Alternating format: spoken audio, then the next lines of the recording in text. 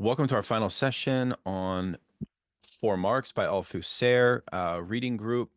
Right now, we are at the final essay, which is entitled Marxism and Humanism, published October 1963. Um, I think it's probably one of my more favorite essays in the entire piece, and you can see that it certainly encapsulates all of the others. A couple points about the political context in which this text was written. So it is in the era of what's called de-Stalinization after the 20th Congress, where the Soviet Union adopts and abandons the dictatorship of the proletariat. This is a theme that has come up quite a lot on my program. I think most of you all are aware of the implications of that. The first one being that um, the entire theory and the distinction between sort of revolutionary praxis, counter-revolution, but also reformism.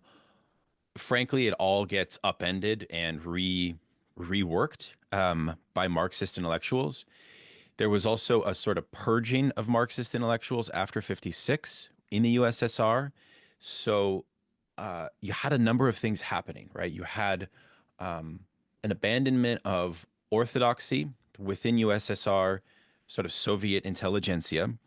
You had still the blossoming of profound interest in the early Marx, 1844 manuscripts, German ideology, and therefore of the question of humanism. You also had within the French scene, importantly, some curious sort of sensorial things going on. The first one is that I believe that the word Stalinism was not permitted to be published at this time, which I found very interesting. Um, in addition to that, if you read Althusser's the essays that Verso published on his relationship to psychoanalysis, you'll notice that he's very cautious to introduce psychoanalysis as a theoretical method in these debates. And I think that part of that goes back to his debates with Lucien Sèvres, who's a very prominent Marxist humanist. And Sèvres had these debates with Althusser, which were worth looking into, frankly, because I was recently this last summer reading Lucien Sèvres' book, Marxism and the Theory of Human Personality. And so one of his positions within the PCF, he was a senior figure, much more than Althusser, was that there must actually be a new constitution after the abandonment of dictatorship of the proletariat for thinking something revolutionary, the site of revolution, at the site of a wage struggle. And therefore, according to Lucien Sèvres, Marxist humanism will allow us to re-engage what he called like a pedagogy of virtue amongst the working class, precisely because the working class was getting sold off to bourgeois interests, to middle class interests, and to liberal reformism, right? And so Althusser steps in to represent what he admittedly says the far left position within the PCF, right? Against Sèvres' sort of center revolutionary position. And this is where Lucien Sèvres will say, well, why do we even need this concept of social formation when we have Marx's thesis on Feuerbach number 6, which talks about the essence of man is discovered in the social ensemble, right? And so they're constantly in this sort of tit for tat, this back and forth about Sèvres' position being that Althusser is effectively advocating in the concept of theoretical anti-humanism, a break from what should be conceived of by the Marxist intellectual cadre as a series of sort of humanistic grounding principles for a broader connection to both the liberalization of the working class that's already happening, right? So you, in some sense, Althusser is accused, I think, of not ultra-leftism, but of a kind of unrealistic praxis in some sense, right?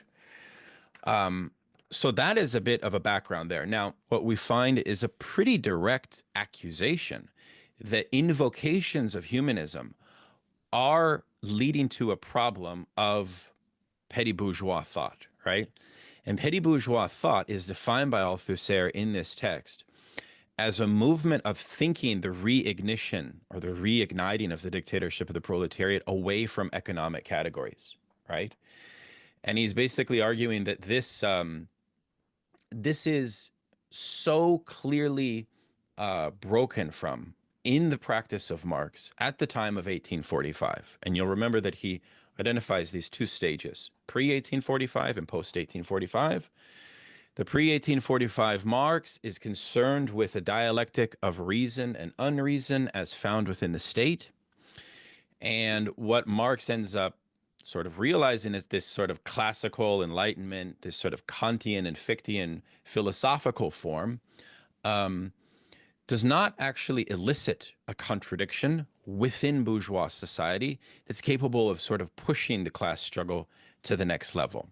And this is precisely where Feuerbach comes in prior to 1845 as a figure that splits the communist movement by offering what in 1844 manuscripts we know as a kind of communal revolutionary humanism, right? So now the direction of humanism is outside of the bourgeois matrices of thinking of this category of humanism, and it's directed towards a kind of sort of utopian coming communist horizon, right? And Althusser spends a great deal of time breaking down the means by which Marx breaks from Feuerbach's communal humanism in the sort of first part of the essay, which I found all of that to be fairly convincing, frankly. So that's the first point. I think the second point I wanted to make, if I can find my notes here, yes, is basically the notion that after 1845, humanism is basically replaced by the following categories, which I think we should sort of retain these categories because they are essential. First, superstructure, determination in the last instance being the economy, social formation, ideologies, and relations of production, right? And what this means is that all forms of humanism, and like you could sort of italicize all, right, are conceived of as ideology. And here, what we see Althusser experiment with is a very interesting idea, which I think Conrad has mentioned in past sessions, which is that you'll notice that he says a lot, what is the sort of policy of humanism for Marxism? What is the policy? What he means by that is that we first must recognize that bourgeois society will have to conceive of humanism as a form of ideology. And that moreover, even in a fully achieved communist society, we cannot think of a communist society as somehow the end of ideology or the abolition of ideology. So ideology is something that remains sunk. And I think here he does invoke this distinction, which we saw hinted at in the last essay that we talked about, between what he calls ideology as the real and the imaginary, right?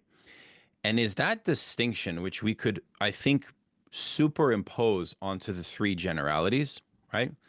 That undergirds this sort of inescapability of ideology. In some sense, ideology for Althusser is, I think, something that is not transcendable only vis-a-vis some sort of like revolutionary moment. No, ideology has this like unconscious dimension. It situates man in an unconscious way.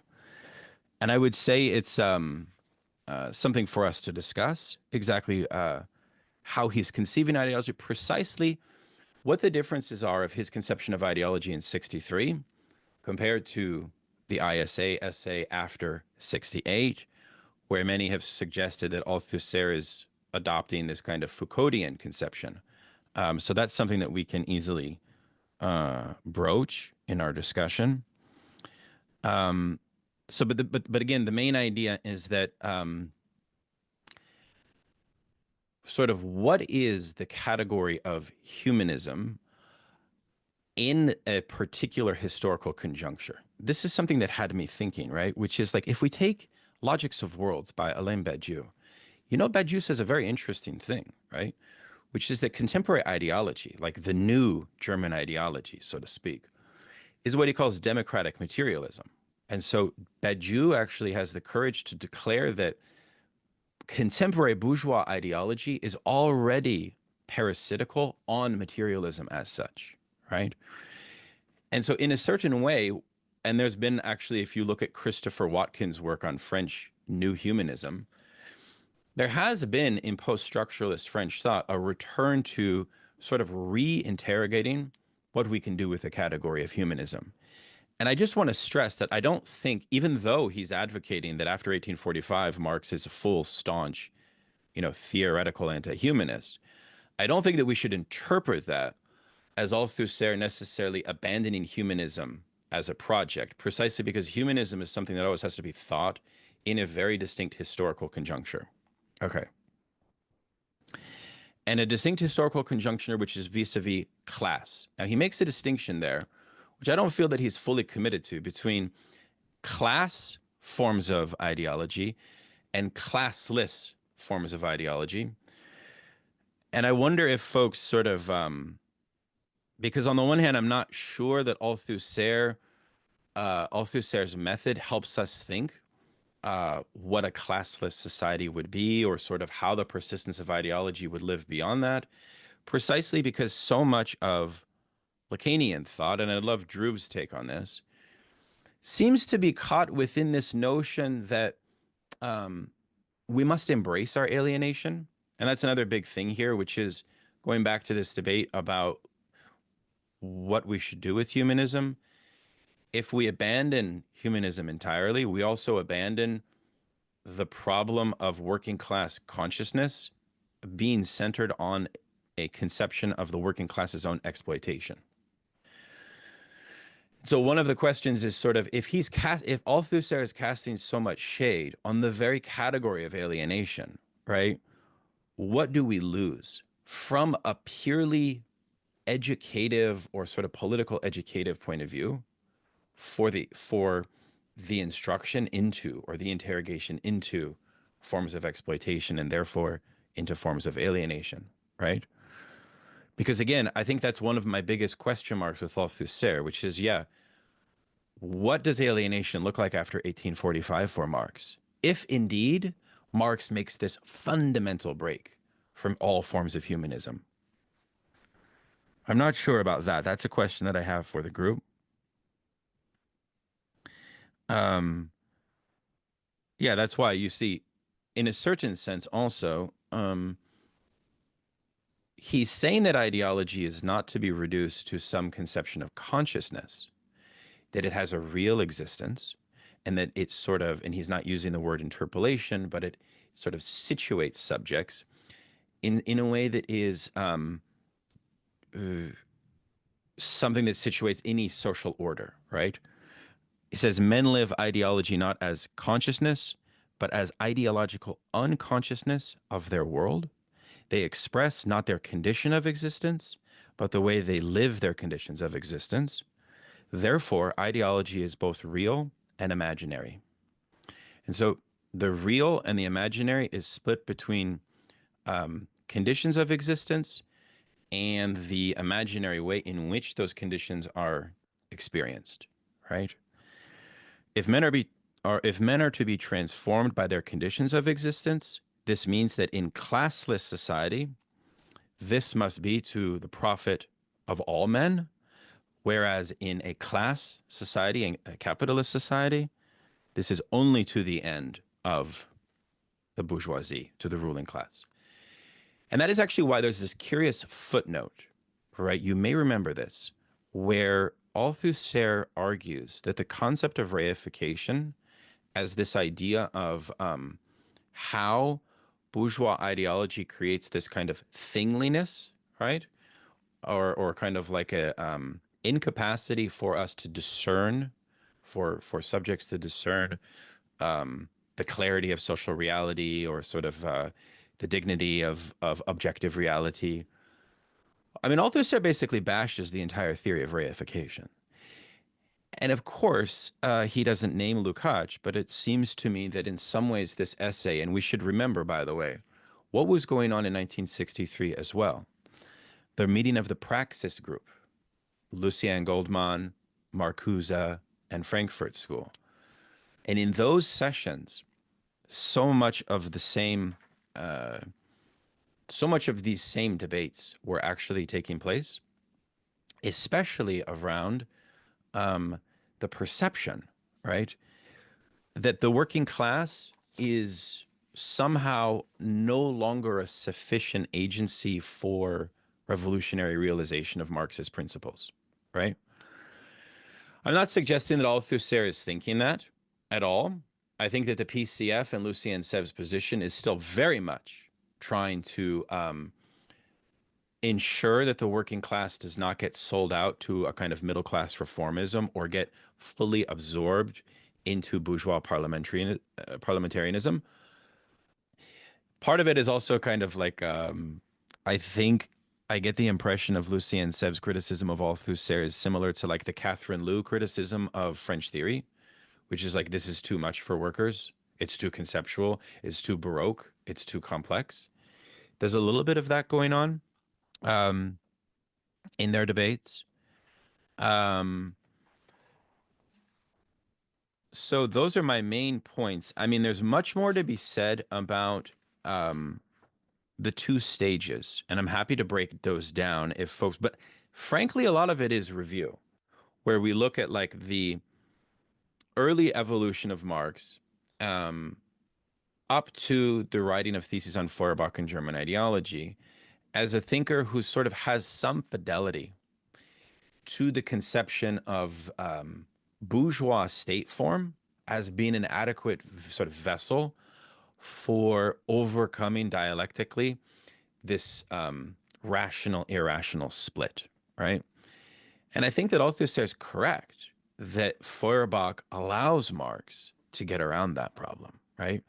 Precisely through introducing this notion of a kind of communal humanism, a communist humanism, and so on. But this is only a very like passing 1-year phase, 1844. 1845 introduces these new categories, and there's no turning back. There's no turning back, and but I think some of the conclusions Althusser draws from that are quite interesting. One final thing I'll say is, even though Stalinism was not allowed to be uttered, did you notice the concluding comments about the theory of personality and the theory of cult of personality, right? And you notice that Althusser says an interesting thing, which is Marx never gave us a theory. And for him, a theory refers to a concept that can elevate to a historical necessity. He says Marx never gave us a theory to address the problem of cult of personality. At best, Marx kind of suggests that, well, it's a behavioral issue that should be avoided, but it doesn't give us something robust at the level of science to actually confront. And I felt, I don't know about you, that he was sort of suggesting that maybe psychoanalysis could, but again, he doesn't outright say it. It reminds me of this very interesting problem that Althusser faced in the Tbilisi affair, where psychoanalysis wasn't permitted to be uttered. You see my point, though. It's something about, it's very curious, right? Which is that after 56, the USSR declares post-Stalinism as that communism was weighed down by the cult of personality. And thinkers like Lucien Sev and Althusser are basically trying to universalize, you could say, the theory of personality, or sort of tether with it, right? Work with it in some way. I found that very very interesting. Also because a big theme at this time, of course, was Sartre's obsession, precisely out of these debates, of what is an adequate form of Marxist biography. They all emerged from this, I believe, right? This post-Stalinist question, which still permeates the question of humanism, So I would wonder how we might broach the ideology of humanism in today's time would be another question that I'd like to see what you guys think about, especially given that the how in vogue transhumanism is, for example. Uh, what would it look like to interrogate humanism in our moment? Um, is Conrad here, by the way? Okay, yes, he's here. I think I'm I think that's all that I wish to say for now.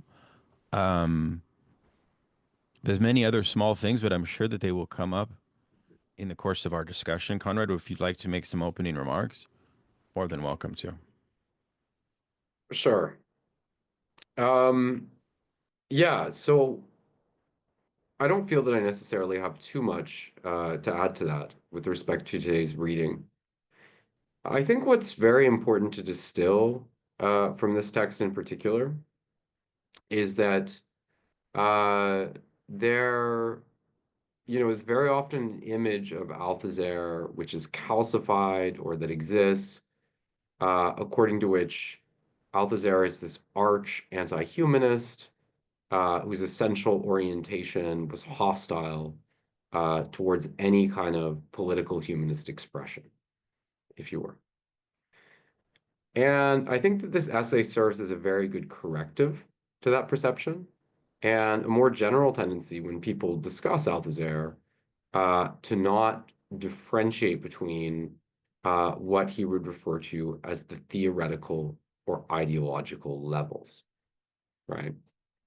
So he's quite clear throughout this, right? When he talks about Marx's scientific break, if you will, he's talking about something which is generated as a theoretical program internal to Marxism, right? When he talks about some of its most decisive or salient attributes, the development of a language of modes of production, relations of production, and so on and so forth, right? There are 3 points which are supplied on this issue.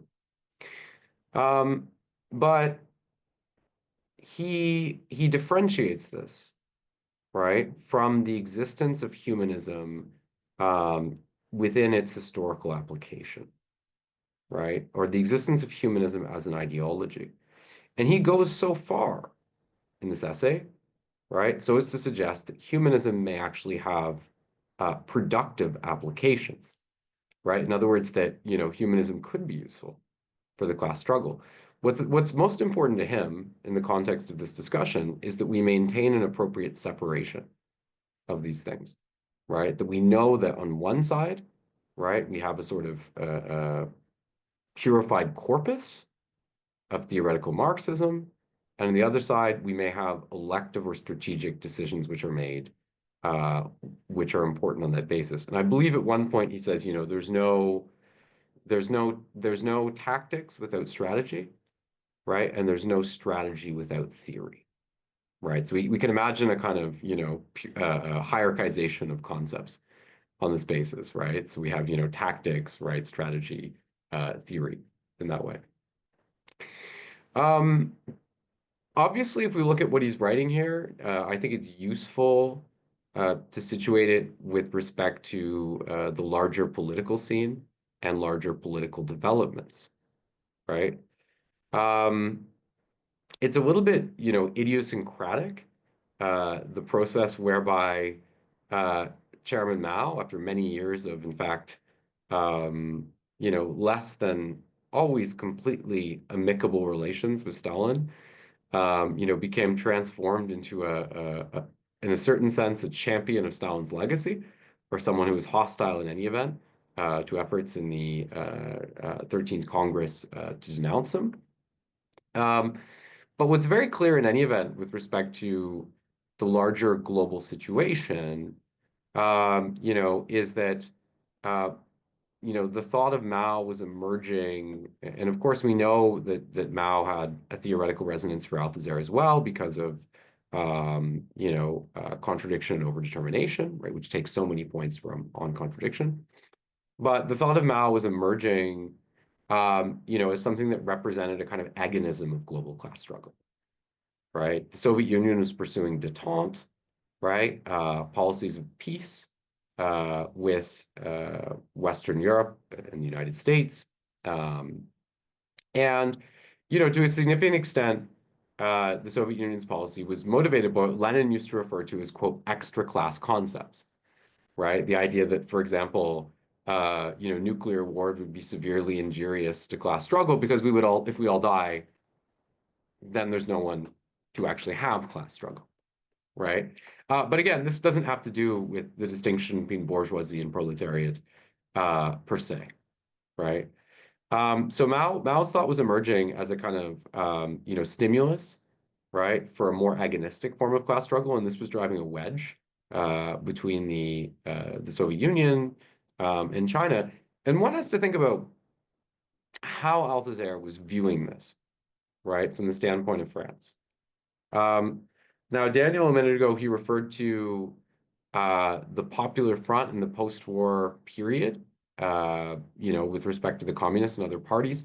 I'm not entirely sure. I mean, I'm not entirely sure what he was referring to there. Of course, we have the Popular Front in the 1930s.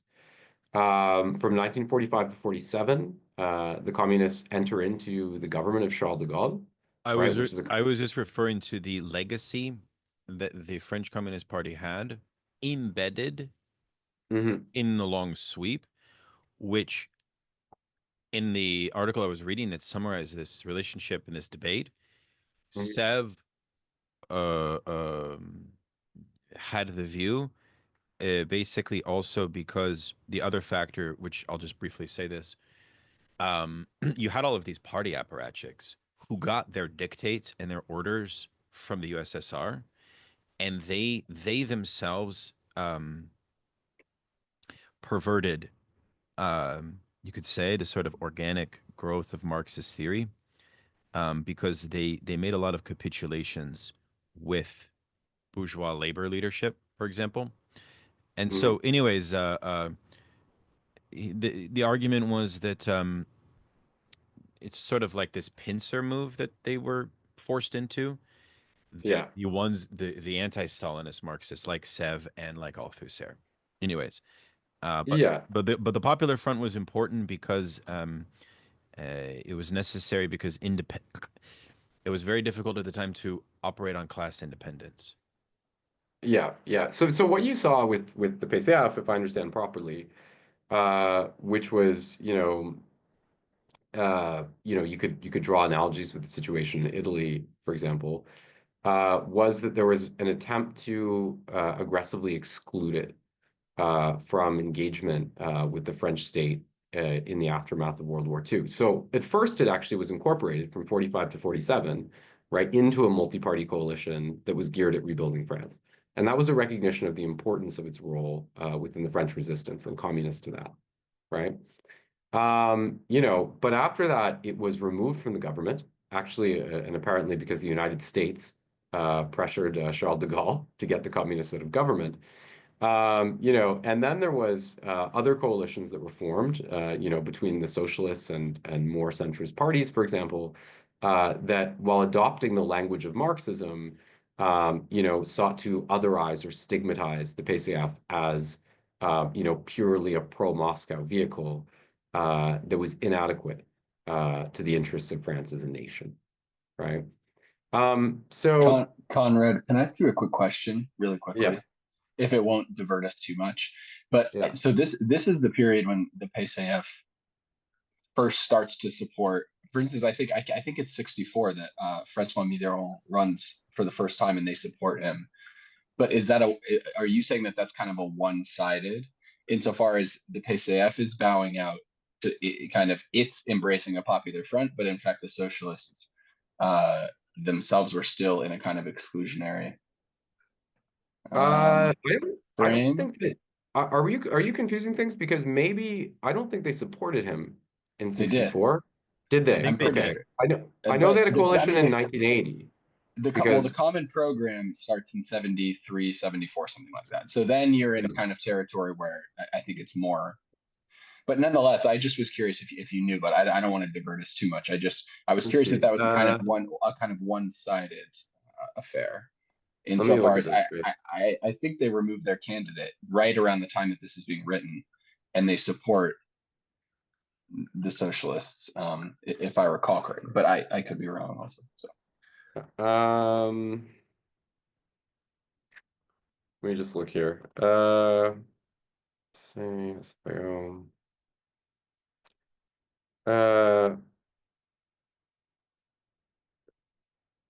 you're talking about, I think, the 1965. maybe it's 65. Yeah. So yeah, Mitterrand received support at that particular moment from the PCF in 1965. Yes. Well, I think what we have here is we have a situation where, you know, the in effect, like it was becoming clear, and like the PCF and its own presidential candidates, it had fairly impressive results considering that it was a communist party, that did enjoy the significant support of a foreign power within France. I think at times they were getting like a quarter of the vote, for instance, right?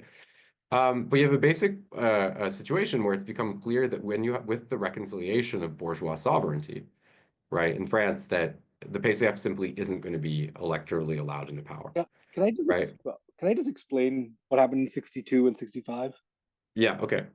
Just this is the nuances of electoral politics. They didn't support Mitterrand. What they came to was a position of non-vote splitting. So in certain areas where the communist candidate would win, but if the socialists ran, they would split the vote. The socialists would withdraw, and then in other places the communists would withdraw. But it wasn't the same as a common program. And then the 1980 end formation was just to support Mitterrand. So it's a very nuanced difference in electoral politics. So it's not that they're supporting him, but they're saying we're not going to split the vote and allow the Gaullists to win. Okay, thank you. Yeah, thank you for that, Drew. Thank you for that clarification. So, like you saw this in Italy as well, right? And I remember, a funny anecdote about Togliatti after the 1947 election, which I think was the best the communists ever did in Italy. And initially he was disappointed when he saw the result of the vote, and he kind of stormed off into the other room, and then he sort of gathered himself up and he came back and he said, "It's okay." He said, "This is the best we ever could have done." Right? So he kind of knew the limits, right, that were being established in terms of, how a communist party could function within that kind of electoral framework. And of course, in Italy, there were profound pressures in terms of the US saying we might nuke Italy if they vote communist and illegally laundering money to the non-communist side, and so forth and so forth. So, this is very characteristic, I think, of how um, elections function, right? Within bourgeois society, their function is to provide a channel for social discontent, right? But if you ever actually come to a point where sovereignty is at risk of being fundamentally displaced, then you realize that, like, it's not really an option, right? And I think even if you look at France now, it can furnish us ample examples of this, right? If you look at the failure of Macron to appoint a prime minister, right, from the Popular Front, right, or from the France Insoumise, if you will, if you look at the politicization of the process right now, whereby Marine Le Pen may be banned, right, from running in France, right? Increasingly there's this, with the unpopularity of bourgeois politics, there's this attempt to kind of repress and expel the opposition in that way, right? So obviously this was giving rise to different voices within the PCF itself. One, you know, uh, one, and I think you can kind of see how this will lead to a sort of split in a certain way, right? Because the response, when you have this experience of kind of practical electoral marginalization, or if not marginalization, then the increasing clarity that you're not going to be able to take power this way. One response would be to say, well, okay, then we should, attempt to accommodate, right, bourgeois society to a greater degree, right? If we only go more to the center, right, then maybe we'll become respectable by this criteria, right? And there was a movement to make the party, of course, even long prior to Eurocommunism, there were attempts to kind of sanitize the party. I mean, we could even go back to Therese, but in the 1960s, they were attempting to build bridges with, Catholics in France, right? Roger Garrity was part of that and so forth, right? And on the other side, there's going to be a tendency which is going to say, well, obviously the strategy isn't working, right? Maybe we need more radical manifestations, right? Now, ultimately, for obvious reasons, due to its entrenchment as a parliamentary party, the PCF, wasn't ultimately uh, completely receptive, right, to that kind of agenda, right, which partly explains, the formation of these, sort of well-known, like, Maoist groups and so on, right, in France, right, in the late 1960s. But I would stress that I think that, in the context of the progression of the Sino-Soviet split and this larger debate, the essays in For Marx and the interventions of Althusser at this time emerge in a moment where there's an optimism that potentially the PCF can still be pushed in a more radical direction, right? And obviously this has a link, right, to what Mao was advocating for on a global level, right? Third world struggle, right? The rejection of the politics of détente. World War I gave us the Russian Revolution, World War II, the Chinese. Why not? If it's World War III, it'll probably be okay, and so on and so forth, right? So I think that that's very, very important to acknowledge about that context, and also to acknowledge that, ultimately, and I think that it's very clear, Althusser loses quite decisively, right? So you have the humanist controversy, right, about 65 to 66, right? Some years later, of course, you have, the debate over whether they should, remove the term dictatorship, the proletariat, right, or cease to use it within the context of the PCF. In these debates, Althusser is sort of consistently on the losing side. And then ultimately in the late 70s, you have a transition into Eurocommunism, which begins to tailor, the positions of communist parties explicitly to the, sort of liberal capitalist composition of European society and the degree that it had become entrenched, right, by that time.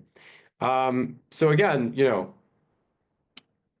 when Althusser is talking about humanism, right, when he's talking about the application of humanism in the USSR, right, which I think it's very clear in this essay he associates with a certain kind of political complacency, right? This idea that, look, we've kind of reached this higher stage, right? We don't need these sort of explicitly classed positions anymore, right? We can appeal to, the dignity of persons, right? And these kind of universal values, right? That part of what he's wary of, right, is the disarming of class struggle, including and especially in France, right? That this is obviously going to be, at the forefront of his mind in terms of these considerations, right? That this sort of policy undermines what needs to happen in France, which is actually a radicalization, right? Because without ever having put itself in a position of obtaining victory, right? The PCF and French communism in general, right, was being neutered and domesticated so as to fit within a bourgeois political context, right? Now a few other points about, one thing I thought that was interesting when Daniel was talking is he said that, he said, I'm not sure exactly what Althusser's thought might offer us with respect to, the construction of communism in the future. And, this is linked with these kind of questions about, what is the status of ideology, right? Is ideology something that, is a feature of capitalist society, right? Or is it something transhistorical and enduring, right? In this essay, you can see Althusser leans, towards, I think, the idea that ideology is something that would be needed in every circumstance, right? And this relates to the sort of way that he frames ideology, in a sense, right? Because for him, I think it's very clear that, science is a very narrow band, right? He sets a very high bar with respect to what science might entail, right? Of course, he includes Marxism in it, right? Or historical materialism, if you will. But, for Althusser, anything that is not within that, right? Anything that's not, and, we can think of some of the examples he gives us, right? Galilean Newtonian physics, right? Mathematics, and so on, would thereby be ideology, right? So it's very, very difficult, having established these premises to imagine a society in which ideology doesn't exist, right? Because it's like it would be anything, right? Any kind of human action, any kind of belief that couldn't be exposed to a process of rigorous scientization, right? Well, what, you know, in what context would we ever expose everything we think to a process of rigorous scientization? Nevertheless, it should be noted, and I think Daniel Tutt does note that there's a note of ambiguity there, right? That there are nevertheless moments within Althusser's text where he sort of flirts with the possibility, right? That maybe someday we would progress to such a, and I think this is really, you know, at the risk in the context of his own categories of a kind of, you know, philosophical inflation. But there are moments where he flirts with the idea, well, maybe we could progress to a point, right, where everything would be sort of schematized, right, scientifically in this way. But I think it's an interesting, but again, the more common impulse throughout his work is to say, you know, well, ideology will be needed, right? Um, but I think this is interesting about the question of what Althusser might offer for you know, the future you know, conception of communism. And in a way, the conception of communism in the future for Althusser is bedeviled by the same thing that the conception of communism in the past would be bedeviled by, right? So if we think of Althusser's work, of course, you know, there's obviously this uh, debt to Saussurean structuralism, right? In terms of the way that he emphasizes synchrony, right? You know, or the sort of combination of structural elements, right, in a given situation, right? So this is to say that, you know, for him, right, in a kind of presentary context, right, he would be looking at, you know, again, the different categories he discussed, right? Modes of production, relations of production, you know, how they inform the present, right? You know, and I think it was interesting because on X, somebody brought up, they brought up the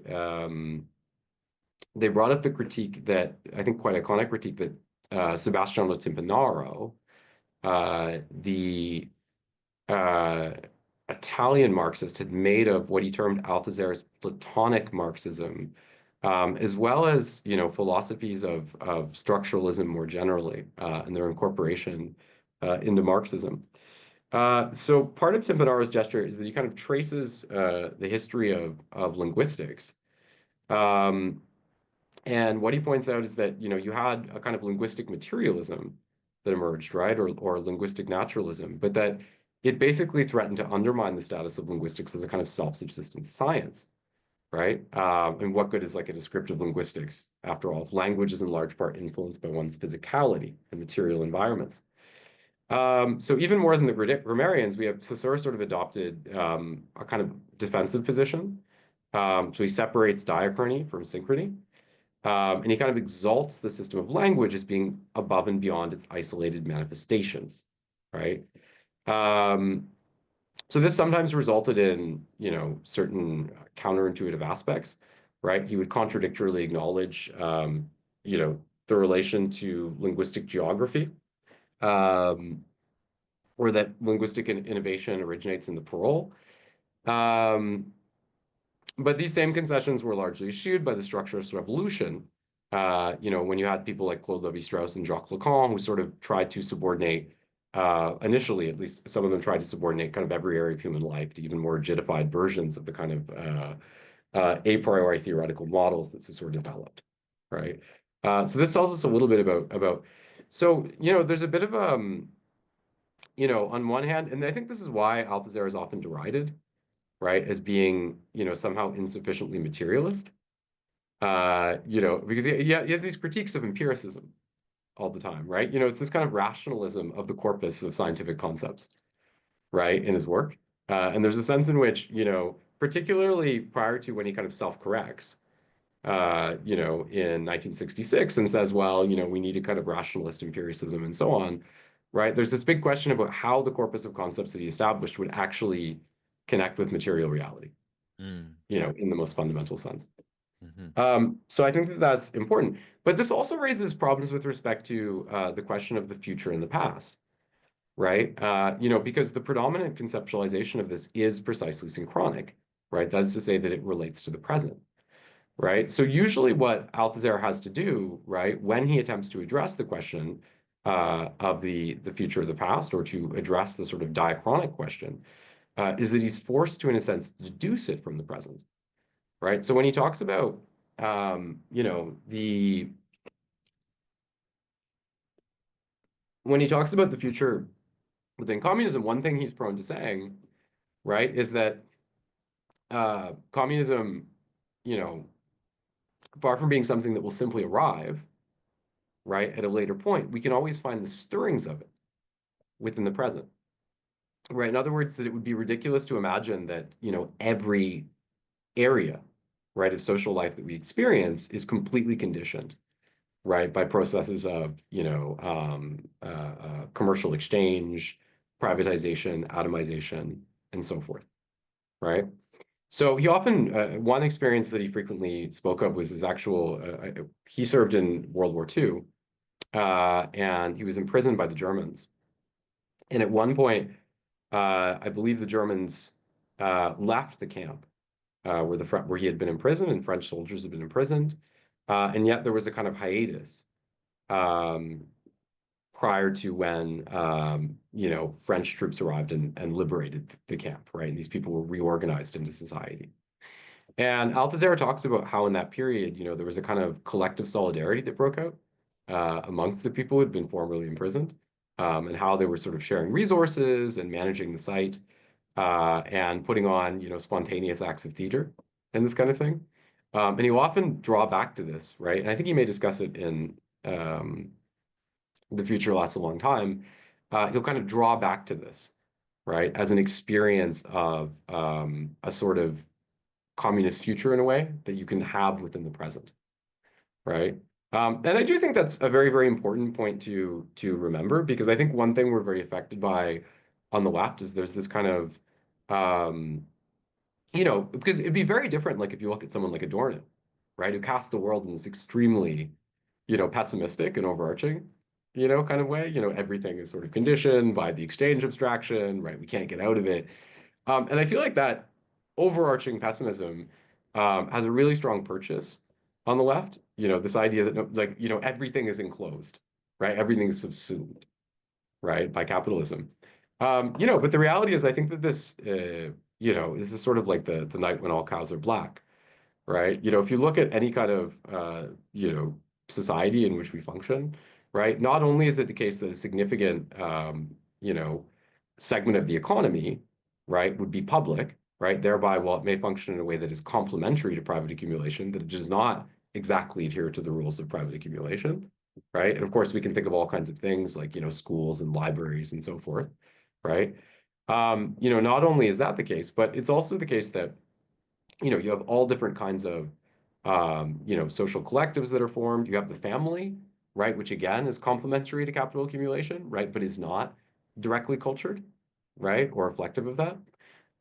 So I think that it's very, very important to recognize the sheer diversity of the different elements that exist within our capitalist society, and not speak in this, you know, sweeping or absolute way, you know, about the complete impossibility. Like, you know, it's not as if, for example, that whenever someone makes art, right, they're conceiving it for an explicitly commercial end. On the contrary, I think most of the time when people make art, that's not what they're doing, right? You know, it's only in the context of a certain circuit of kind of commercialization and publicity that that tends to factor heavily within people's primary motivations, right? So I think that's an important thing to remember. Now, about this issue, I will say that,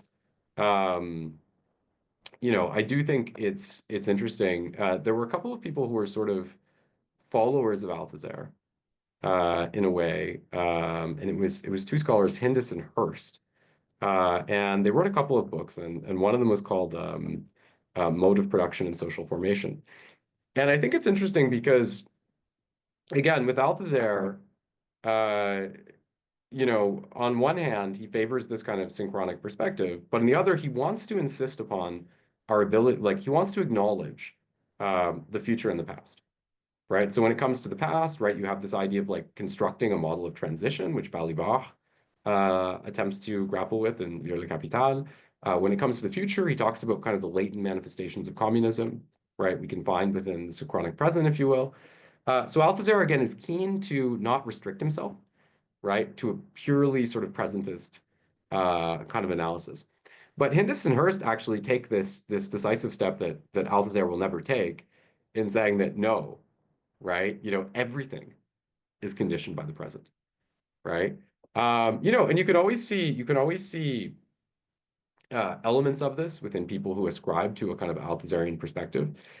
So I don't think, Frederick Jameson, for example, goes as far as Henderson Hurst, but I think at Jameson at one point he says, you know, all all historical films are actually about the present. Right, that's a quote that he has, right? So, whenever you're watching something that purports to be, and I always think about this whenever I see these movies about like you watch something like Troy or something, like an American movie about Greek history, and it has like nothing to do with the actual anthropological structure of these societies. They just project a kind of stock feudalism onto it, right? Without acknowledging anything like, maybe I think it was Morgan who suggested that maybe the Greek tribes that invaded Troy were more like the Six Nations, the Canadian Indigenous, in a lot of respects in their structure. But also the way that, it's even absurd to the point where like all the American actors have these faux European accents, right? They're like, we've got to protect the kingdom. Right? It's like, what kind of fucking accent is that? Like, I'm pretty sure that's not how Greek people talk. So obviously, there's a validity to that, right? But, one also risks going too far if they were to say that, there's nothing about history, right, that serves as an influence, right, or factors into these kind of representations, right? So it's a very, very, I think, delicate thing, and really a kind of unresolved aporia conundrum within Althusser's work, how, from the standpoint of a kind of synchronic perspective, we would properly acknowledge, right, both past and future in that way. So yeah, I think those are Excellent. essentially my comments. Yeah. No, beautiful. Thank you for those remarks. And invite comrades to jump in. I mean, I think a couple of things I wanted to say, just moving back briefly to the text, if I might. I want to get folks' feelings and their views after reading this, specifically on this idea that ideology of personal freedom has eroded in the wake of the collapse of the dictatorship of the proletariat. What Althusser seems to be suggesting, right, is that we Marxists can no longer think a re a sort of re we cannot reconnect to the dictatorship of the proletariat as class dictatorship. It's now thought in this terminal bourgeois liberal mode of personal freedom. And I felt that uh, in a certain way is interesting because then once we move to his strong rejection of any conception of this Marx of pre-1845 Marx, where philosophy is inducted into the class struggle so as to solve the riddle of human alienation. Philosophy is inducted in a class modality, right? Um, to solve the in itself for itself problem, which ultimately is the object of man. It's kind of like the proletariat posits its own conception, its own problem, and then philosophy is the means for the resolution of that problem. And so it's somewhat of a circular dialectic. I don't know. I mean, if you read Lucien Sèvres' sort of response to theoretical anti-humanism, I do frankly have a bit of sympathy with him purely from the question or from the point of view of a political education of the working class. I mean, what, and perhaps Drew could help us with this. What mechanisms could the party inculcate in the working class movement to shift a consciousness of personal freedom, bourgeoisification, right? This kind of the growth of the middle strata. How could philosophy, Marxist philosophy, actually rekindle some type of commitment to solidarity, some type of commitment to a collective vision, right? How does Althusserianism, and we know the strong conceptual break that he's putting forward, but at the same time, what he's arguing, we have a rejection of Homo economicus entirely. We have a rejection of the theory of social alienation as conceived of social atomism. We have a rejection of the association of any Kantianism with Marxism. We have a rejection of philosophy as such. Like Marxism needs to actually. So, like, I guess that's maybe my question. What is the practical role of philosophy for the education of the working class at a moment in which their class consciousness is rerouted into this bourgeois personal freedom domain, right? Because again, I mean, this is something I talk about all the time. A part of this also, when he analyzes the different stages of Marx, Althusser seems to suggest that the Rousseauist commitment of the Jacobin legacy, what I talk about as the realism-nominalism split in Marxism, where you have this notion that, yeah, fraternity, egalite, liberté have some type of real achievement that's possible. I don't see Althusser as giving us the means to discriminate an active form of proletarian ideology. Why is proletarian ideology not on the table here? For example, if you look at Zizek's sublime object of ideology, you could argue in this notion that kind of completes what's missing in Althusser's conception of ideology in a Lacanian sense as caught within the real imaginary. Well, Zizek introduces this notion of the quilting point, right? Or the notion that actually the ideologist can discern a point of the meaning of an idea. Like, you see my point. Why can't we as Marxist ideologists and Marxist intellectuals actually conceive? I mean, this is something that Jan Rehmann points out in his book Theories of Ideology, where he's criticizing Althusser heavily. You guys may have read that book. If you haven't, I highly recommend it. And he says what Althusser misses is ideological power, which is something that Engels spoke about, which is the idea that the class struggle actually needs its own ideologists. And so maybe that's a question for folks, like, why are we not actually thinking ideology as a constructive effort? Okay, we can quibble over science versus ideology, but I hope what I'm saying makes sense. Julie. Can I just add something to that really quick? I just Yeah, want to say thank I you. think this has a great there actually is a real resonance to this text today. Because I think some of the points he makes, he talks about, how you have this conjoining of an idealism of the essence with an empiricism of the subject, right? And he also talks about how in a pre-scientific idiom, Marxism is based on the idea that, humans are equipped with a faculty for, reason and, freedom.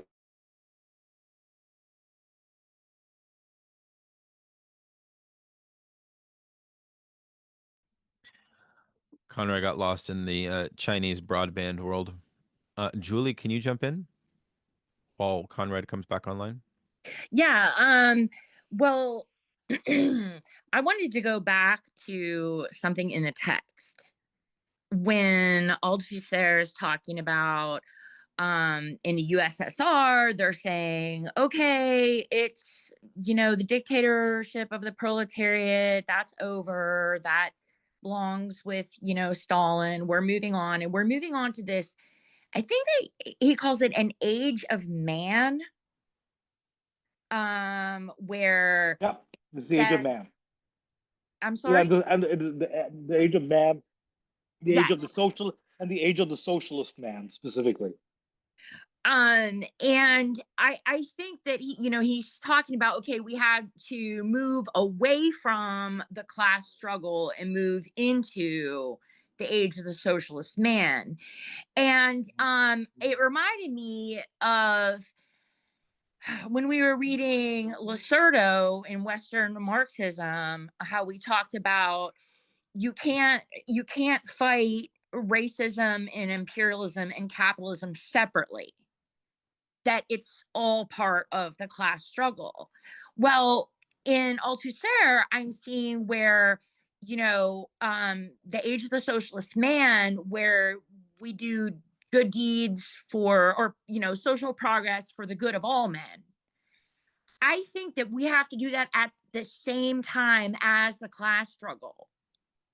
I think that it's always been part of the class struggle, but we just don't ever pay attention to it. And that was all I had to say.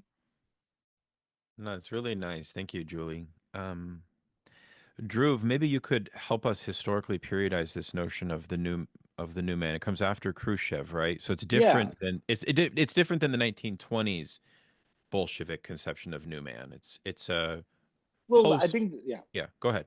So I think that first of all, why does he never use the word Stalinism? Because Stalinism is a term only used by Trotskyists. So, Althusser is never going to use a term that is used by the French Trotskyist party. Like that if there's a way to get expelled out of the party, that is the way to get expelled. Um, so, so he's never going to use that term. Um, Number two, yeah. So basically, I mean, I think you have to think about it. In 1962, no, whatever year it was, Khrushchev gives a secret speech, and that's where Althusser has a great phrase where he's like, "We need to de-Stalinize, but we need to de-Stalinize from the left." Because for Althusser, de-Stalinization from the right is what he sees as the official line of the Communist Party of the Soviet Union, but also the French Communist Party and Euro-communism. So I think that you have to see a perspective of this kind of dueling understanding of what does it mean to de-Stalinize. And that's so for him, the major critique is this idea. And so in this, and then in 62, basically, they get rid of this concept of the dictatorship of the proletariat, and they move to this idea, which is the party, the state of all classes. And so if you actually notice, there's a moment at which Althusser constantly, when he's talking about Marx's earlier understanding, he says if you look at Marx's understanding, the question of the state actually dissolves.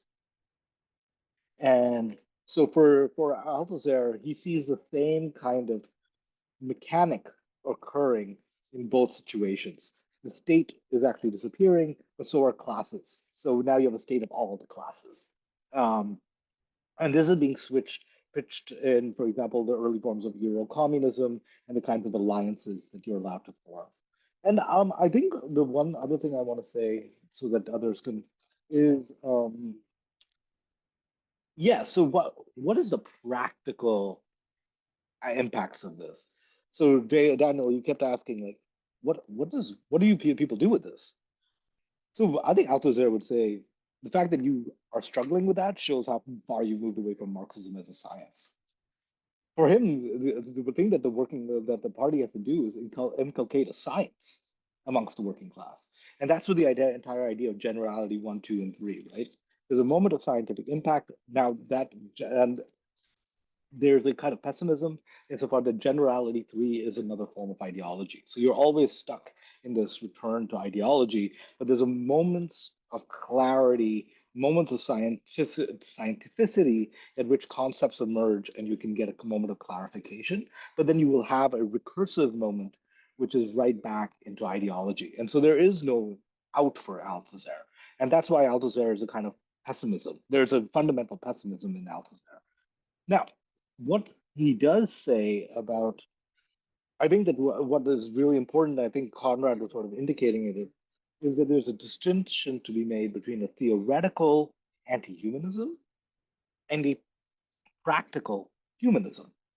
And so this becomes, this is at the bottom of section 3, right above section 4. So he says you have to recognize, furthermore, to Marx's theoretical anti-humanism, by relating it to its conditions of existence, recognizes a necessity for humanism as an ideology, a conditional necessity. The recognition of this necessity is not purely speculative. On it alone can Marxism have base a policy in relation to the existing ideological forms of every kind, religion, ethics, art, philosophy, law, and in the very front rank humanism. When eventually a Marxist policy of humanist ideology, that is a political attitude to humanism, is achieved, a policy which may be either a rejection or a critique, or a use or a support, or development or a humanist renewed of contemporary forms of ideology in the ethical political domain. This policy will only have been possible on the absolute condition that is based on Marxist philosophy, and a precondition for this is theoretical anti-humanism. So Althusser is not uh, Althusser is not an idealist. He fully understands that you can't go to the working class and be like, this is get rid of all your bourgeois illusions, comrades, end of it. Like that's not. He knows that's not going to work. He understands when Mao talks about loving the people, serving the people. All of these are ideological artifacts that you need to utilize as an ethical political category to mobilize people. But what differentiates you is, and I like to always use this, and I work in politics, so I think it's important to. And I'm not a Marxist anymore, but the things you learn from Althusser along the way. And one of my favorite things is I say this to young political staffers all the time. It is sometimes important to lie to. Sometimes you need to lie to people, but never lie to yourself, because that's when you get into trouble.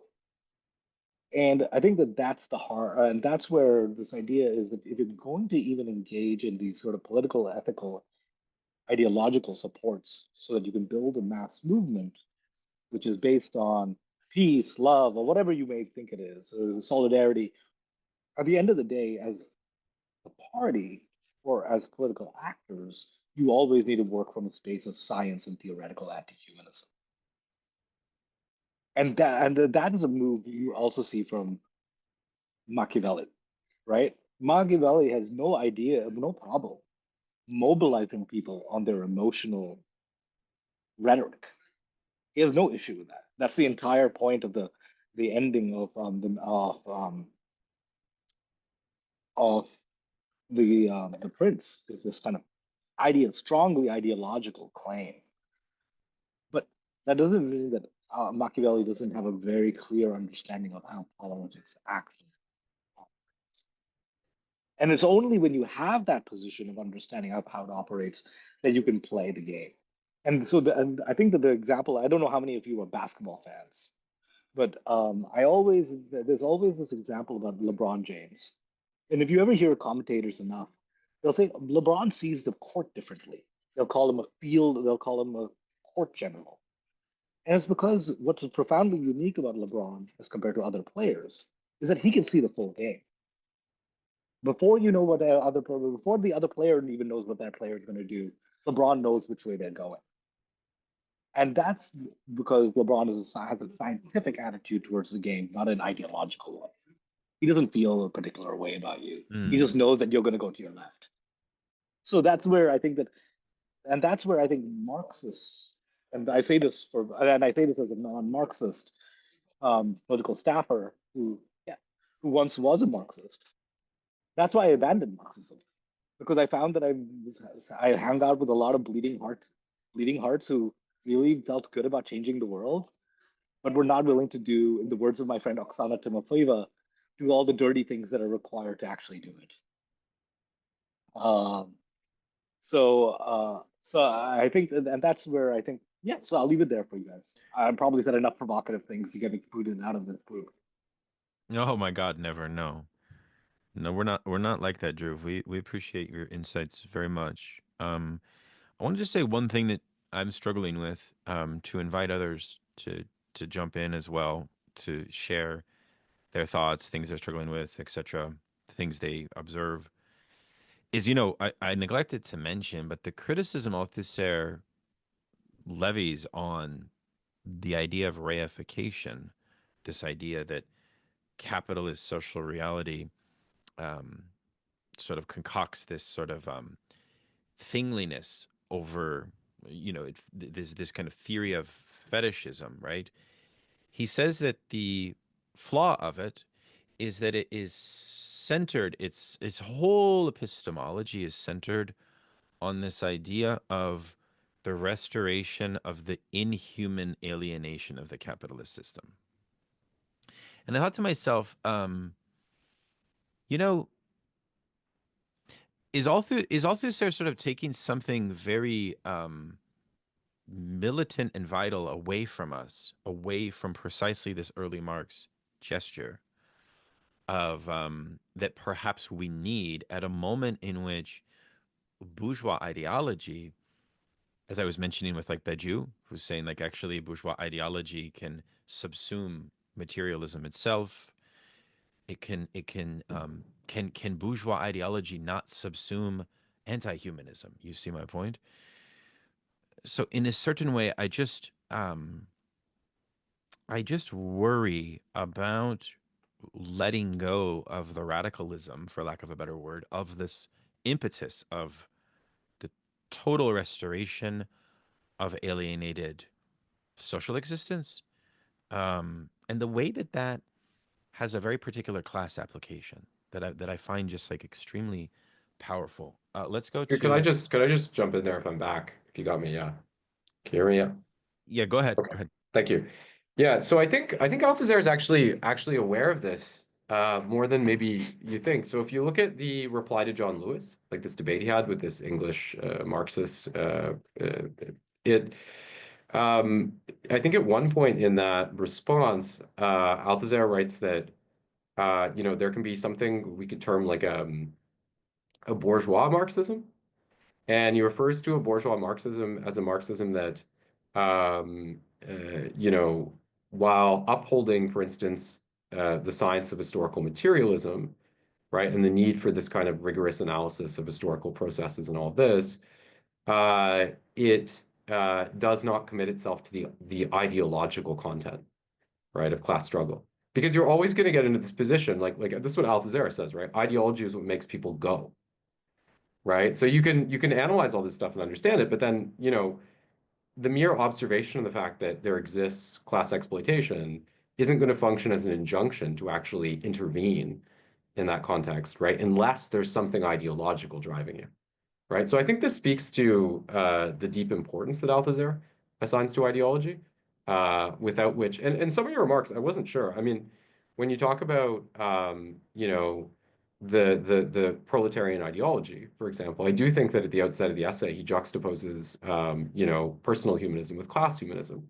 And I think in a certain sense, we can get the impression that he's relatively sympathetic to class humanism on this basis.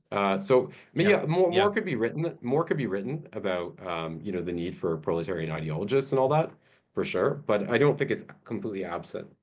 I will say as well, and this is what I was cut off before I was saying, I think there's a real importance to this text in a way for the present, particularly as remarks on, the empiricism of the subject and the idealism of the essence, and the way that these somehow complement each other. Mm. Because if you look at, for example, the politics, right, that we've seen in the English world, right of the left, over the past 10 years, there's been this sort of entryist strategy, right? The idea that you can kind of, install someone in the leadership of a party, right? Like Corbyn or Sanders, and then you're going to trigger this process of wide radicalization and so forth. And I feel like this has ultimately been tremendously over-optimistic, with respect to parachuting someone in, which in some cases hasn't even been able to be successfully accomplished, right? Like with Sanders. But we saw what happened when it was accomplished with Corbyn, right? Which is that Corbyn was immediately besieged not only by his own party, but also the larger ensemble of kind of bourgeois forces in the media and everything. But I think it's very often the case, like if you read something like Jacobin, right, which has been a kind of ideological mouthpiece for this sort of approach and strategy, what they'll kind of suggest is that, lodged within every person is a socialist, right? Like, doesn't everyone like libraries, and hate, and like, doesn't everyone, and so on and so forth, right? Don't we all like free Medicare, right? Don't we all hate having to fill out complex private sector insurance forms, this kind of thing? But again, like I want to stress that I think that when this spontaneism, if you will, uh, is actually tested on the grounds of political struggle, that it tends to fail, right? In other words, that you actually need a much more active process. Sometimes there may be conjunctures that can lend themselves to remarkable sort of spontaneous insurrections and so forth. But particularly when it comes to stabilizing any kind of, counter-hegemonic, or any kind of proletarian rule, I certainly think that you need, a more profound process of ideological investment and training of cadre, than that tends to represent. So I think we really have to keep that in mind when we read this and reflecting on, again, some of the failures of recent years as well. Oh, brilliant. Thank you for that, Connor. Sorry to keep you waiting, comrade. Please jump in. What's up, everybody? So yeah, I kind of just wanted to like return to the problem Daniel brought up as to, well, a couple things, but basically, like, what is it that Althusser like allows us to do, right? Or this sort of abandoning of humanism. What are we abandoning if we commit to that? And yeah, I put in the Discord quote from the Jameson that Aaron put in the server as well. And I glossed over that. I encourage people to read it. It was much more provocative than I thought it would be. Because first of all, Jameson basically agrees with your position, Daniel, but he sort of ends this chapter in saying, Jameson, in wondering if Althusser is a Marxist. But what does he mean by that? You know, you cannot be a Marxist unless you believe in radical change. And Jameson seems to suggest that Althusser doesn't really commit to that, or he's skeptical if he believes in that. So pretty wild, but yeah, I still, with all that being said, think Althusser's critique is legit and worth reading. But I think if this move seems to like just so or too neat, but you know, the idealism or the critique of idealism that Althusser is talking about, to me, sounds very refreshing and correct, right? But perhaps we could just like, in flipping this idealism into a conscious awareness that these are utopic aspirations, worth affirming again, right? But without confusing them for affirming some eternal truth that we are born free, but actually enchained now or something, right? So there seems to be like some walking the line on that needs to be done. But how does this relate to this stuff today? Again, this Jameson quote and Althusser's analysis, you know, this sort of like bourgeois idea of like freedom is about the individual, right? And Althusser is suspicious of it because capitalism coerces us to think of ourselves as individuals, which inhibits us to think of ourselves as collective peoples and so on, which needs to be affirmed. But today, although certainly this is still true that we are atomized and so on, I think we need to think about how it is that capitalism also coerces us into engaging in forms of collectivity as well. And how can that be mobilized or perhaps taken advantage of? And the first thing I'm thinking of is just like being on the internet, being on Twitter. You know what I mean? It sounds kind of ridiculous, but these are forms of anonymity and collectivity that we all participate in, right? I mean, I'm reminded of like Althusser was talking about Marx as a journalist, talking about the freedom of the press.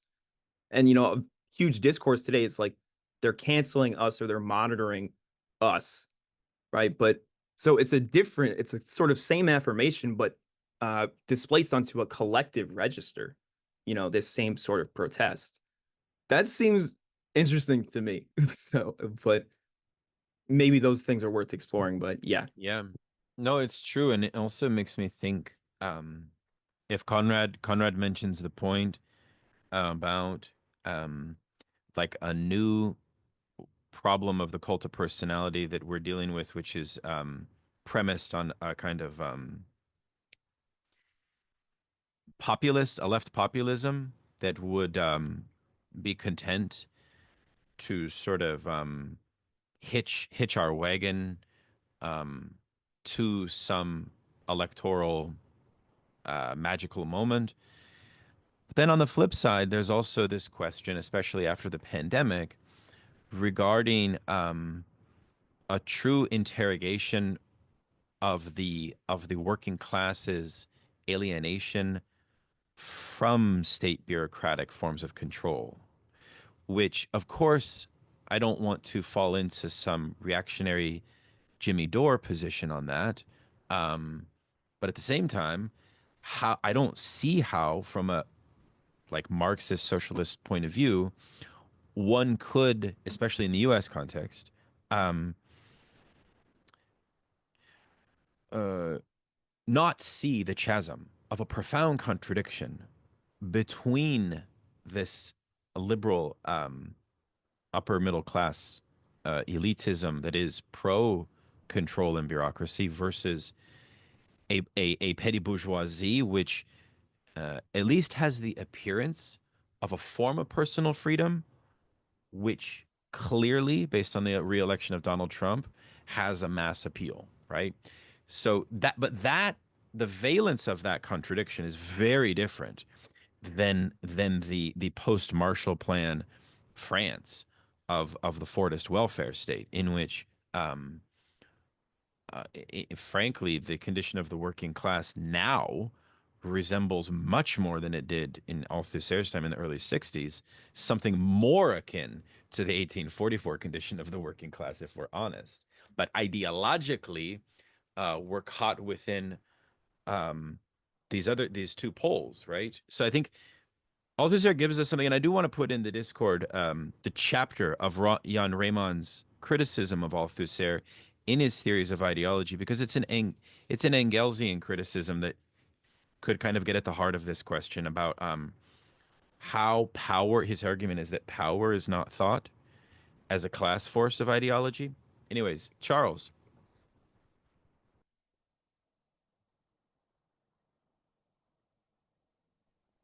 Yeah. Can you hear me? Most definitely. Welcome. So, yeah, I was wondering, I'd be fascinated to see what people think about this. What is it called in the text? Complimentary note on the real humanism. It's pretty amazing. And I don't know, I've been, pretty critical of Althusser as I've been reading this, primarily just because of his characterizations of Hegel. And then also, Conrad brought up last time, the sense of a failure, perhaps, where we seem to be caught up in this theoretical dimension of generalities 1, 2, and 3, and it doesn't seem to connect in any way, or it doesn't seem to be any kind of obvious connection to the relations of production. And so it seems like, well, what's going on? But Conrad also said something referencing somebody else about a Platonic Marxism, and it flashed into my head something that I didn't expect to think about, and it's Plato's seventh letter at 344b. Okay, so here's Plato. It is only when all of these things, names and definitions, visual and other sensations, are rubbed together and subjected to tests, in which questions and answers are exchanged in good faith and without malice, that finally, when human capacity is stretched to its limit, a spark of understanding and intelligence flashes out and illuminates the subject at issue. That is why any serious student of serious realities will shrink from making truth the helpless object of men's ill will by committing it to writing. So this is a really strange Platonic passage, especially by somebody who wrote a lot of dialogues and invested a certain amount of seriousness in certain words, one would think. But it strikes me that this is a way of understanding what Althusser is getting at, especially in this last complimentary note about the real humanism, because he's talking about a form of displacement. And he talks about this. Wait a second, I'm scrolling through the text here. No. Well, I got lost. But at any rate, here we have this injunction to the real. And he talks about it being a gesture or an index that has a practical significance. Yeah, that's it.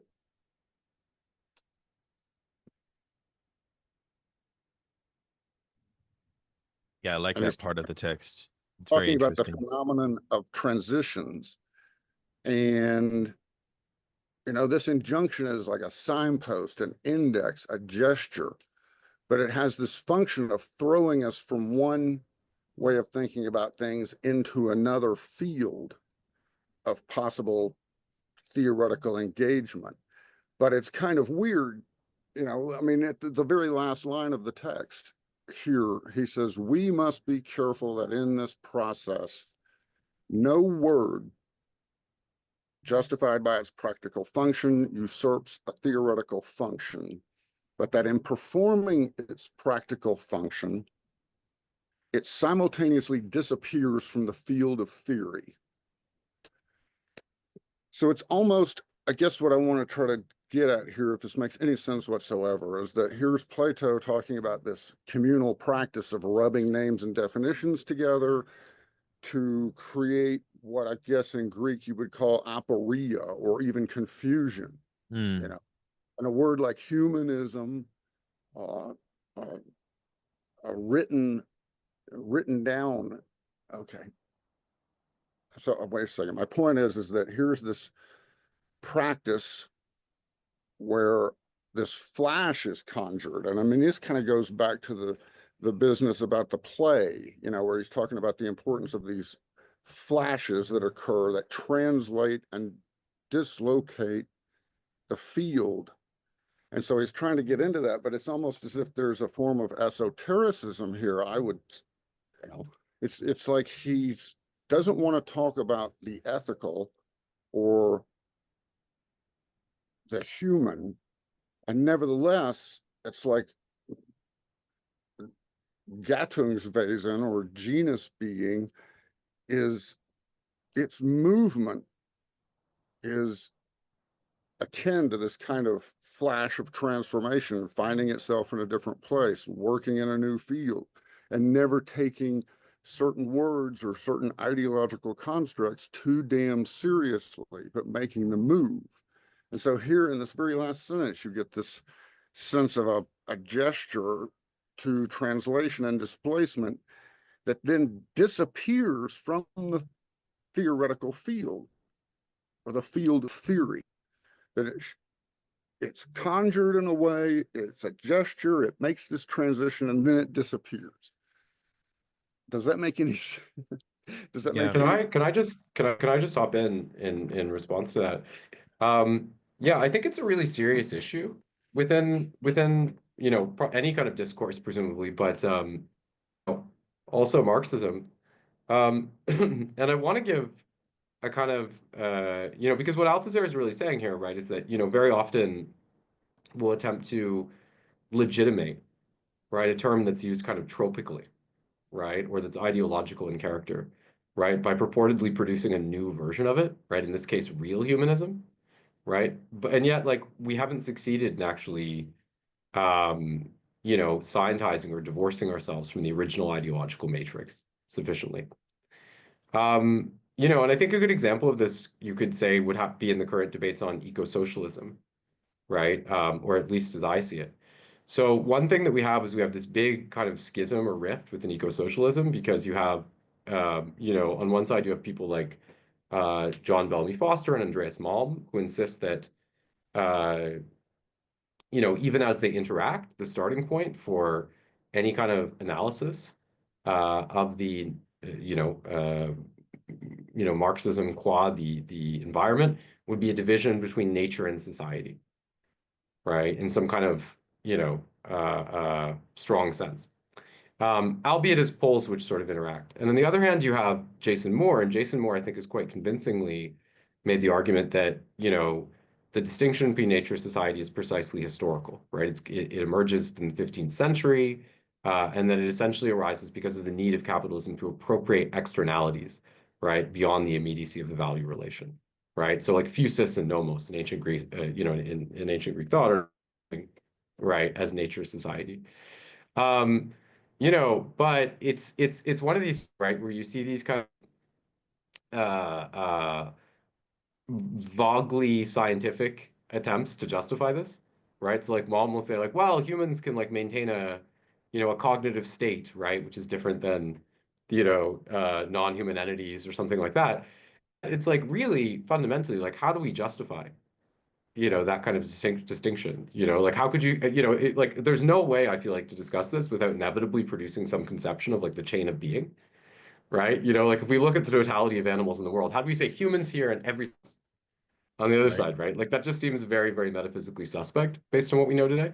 So I think it's a good example, right, of how very often you have this attempt to rescue, right, out of familiarity or comfort, uh, which are more traditional, right, rather than confronting conceptions which are more scientific. And I want to add as well, very quickly, in response to just some of the points that Connor and Daniel made.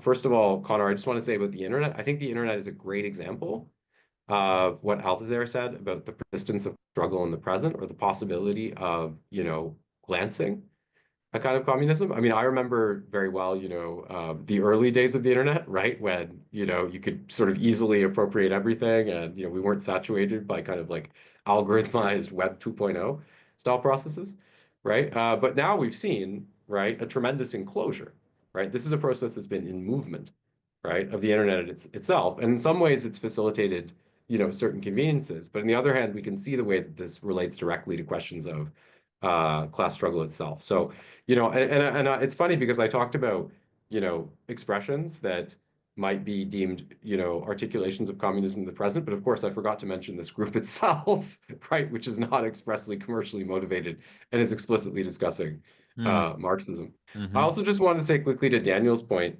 I think he was totally correct on this issue, which is that there's a tremendous, because of the obvious antagonism toward the right, there's a tremendous silence on what I would term liberal authoritarianism, Right. which is basically the process where, because it refuses to redistribute wealth or produce a program that would actually be popular with the public, there's an increasing attempt by liberals, to cancel, if not sort of criminalize, their ideological opponents. And again, in France, we see just now Marine Le Pen. It looks like she's going to be banned for running for 5 years. The person on the court, I think, the head of the court, isn't someone with any judicial experience. They're one of Macron's political allies. So, it's not about liking Marine Le Pen, right? But one has to call into question, a kind of political strategy whereby, rather than producing a democratic platform that is, e.g., redistributionist, that could actually win, increasingly those modes of control are being exerted. And again, like, it's all very simple as a discourse. Like when it comes to, social media, for example, very often we see liberals coming out when the far right is censored and saying, oh, it's not censorship because it's a private platform, right? Which is tremendously sort of smarmy, because it's like today, so much of the fundamental mediation of our communication as a society is happening through platforms which are technically privately owned, right? So are we going to say that, oh, well, we delegate, infinite authority to billionaires, right, to regulate that without, some kind of public intervention, provided they're censoring the people we like, right? So again, I think that this is all very dubious. I'm not trying to take some kind of civic libertarian position or anything like that, but I do think that we should devote more energy on the left at criticizing this. And I do think very often that cancel culture and so on serve as localized manifestations of this, right? Mm-hmm. In that they're not really motivated by class concerns, right? So Absolutely. Yeah. yeah. No, thank you. Thank you for that intervention. I just want to say, maybe as a question, is the real for Althusser kind of comparable to the Lacanian definition of the real as what he calls impasse of formalization? And I think perhaps that is sort of what's at stake with the real on the one hand. And then on the other hand, which we talked about last time, if we go back to the three generalities, this is a technical point, apologies. What is not on the table, which would affirm this Spinoza eternalism of ideology, and a difficulty that Althusser has of thinking the historical specificity of ideological forms, is that he doesn't have a theory of the symbolic. On the one hand. On the other hand, then, is the imaginary also incorporated into a Lacanian valence, in which we understand the imaginary as sort of incapable of dialectical sort of confrontation with fragmentation, or like the imaginary as mired or caught within the immediate wholeness of the given, i.e., of bourgeois ideology as such, right? So that was one thing I wanted to say in response to Charles's point. Andrew. Yeah, that was, I mean, everybody said a lot, and I don't know if I could contribute much because it seems like everybody kind of said something similar to what I was formulating, but I'll go ahead anyway because I've been reading the philosophy and spontaneous philosophy of the scientists recently. And he says in the first essay, which is entitled, give me one second, because I realized I think this distinction is interesting. The section is called Theory, Theoretical Practice, and Theoretical Formation, Ideology, and Ideological Struggles. And he makes the distinction between historical materialism and dialectical materialism. And that historical materialism, for him, according to Marx and Engels, is the emerge understand science which understands the historical emergence of the social formations, i.e., the modes of production, productive forces and relations of production, which I think in the ISA uh, book published by Verso, he has an entire essay on understanding the scientificity of that. And then he says something interesting about dialectical materialism, which he kind of reiterates what it seems like he was going on about in the on materialist dialectic essay, that there was no methodology or like method proper. We just have sort of blueprints of it in practice, but we don't have a sort of text that is the science of dialectical materialism. And he says that dialectical materialism is the emergence of knowledge in the way that we can materialistically and scientifically have a theory of knowledge and also a theory of ideology which emerges from that knowledge. And I thought that was interesting, and it kind of ties into what you were talking about, Daniel, about the what he says in here about real ideology, right? And the imaginary. Real humanism, yeah. Or oh, okay, was it? I thought it was, yeah, it was like the real Like and the imaginary. real humanism as this like a humanism that would tether with a scientifically efficacious Marxist practice, something Right, like that, right. right? Yeah, because you If mentioned in that the something like that is possible, you can have a non-idealist humanism. right. Yeah, because I mean, I was thinking about what you were mentioning earlier about the real as far as like one's conditions versus the way in the imaginary sense one lives out their conditions. And I think if I get him right in this essay in the spontaneous philosophy text, that the method of dialectical materialism and its scientificity, theoretical thing, is that it has a specific practice insofar as there is a specific object, and its practice also aligns with specific laws, and its concepts are generated from something new. It doesn't borrow from philosophy. It doesn't borrow concepts like, the abstract or like the alienation, right? Or anything. And so I think that differs from, what he's talking about here about like if there is something that we have to align with ideologically speaking, that it doesn't fall into like the idealism he's critiquing or the hyper imperial empiricism, Yeah, totally. which he's Yeah, all that's kind of reminds criticizing. me of a Um, conversation. Reminds me of a conversation Conrad and I had about um like this perfunctory idea that Marxists can solve our relationship to Christianity merely by saying, "Oh, well, as Marxists, we just embrace the egalitarian parts of Christianity and we get rid of everything else." Something like that. I think that's a good example of like a imaginary relationship to the ideological superstructure of religion. You know what I mean? Because you're not mediating it through a rigorous analysis of the way that the material relations of how people are sort of living their Christianity. Do you know what I mean? It's almost like reliant Mhm. purely on like some kind of hermeneutic or some kind of. Yeah. Do you know what I Yeah, mean? but And he's funny. that's close to what Althusser did, right? In that famous interview, he says, you know, I didn't stop being a Catholic. I just stopped going to church. I'm still an internationalist universalist or something like Yeah, that. that is a Exactly. very Yeah. We're not un-Althusserian going to thing to talk say. about that interview. That interview's banned from all discussion here. Okay. No, that is Okay. not Okay. canon. Okay. All It's right. All definitely right. Like the not Catholic canon. Church, like the Catholic Church declaring legitimate and illegitimate texts. That's Yeah. he The says last he's an anarchist in that interview too. So I Oh don't know yeah, what he's an any. anarchist, yeah. And he's like Bakunin, he talks about Bakunin like in a positive way as well. It's so weird. The last thing I wanted to say though, because I'm still reading this text and I don't know if I get it right, but he has like 20 theses on philosophy.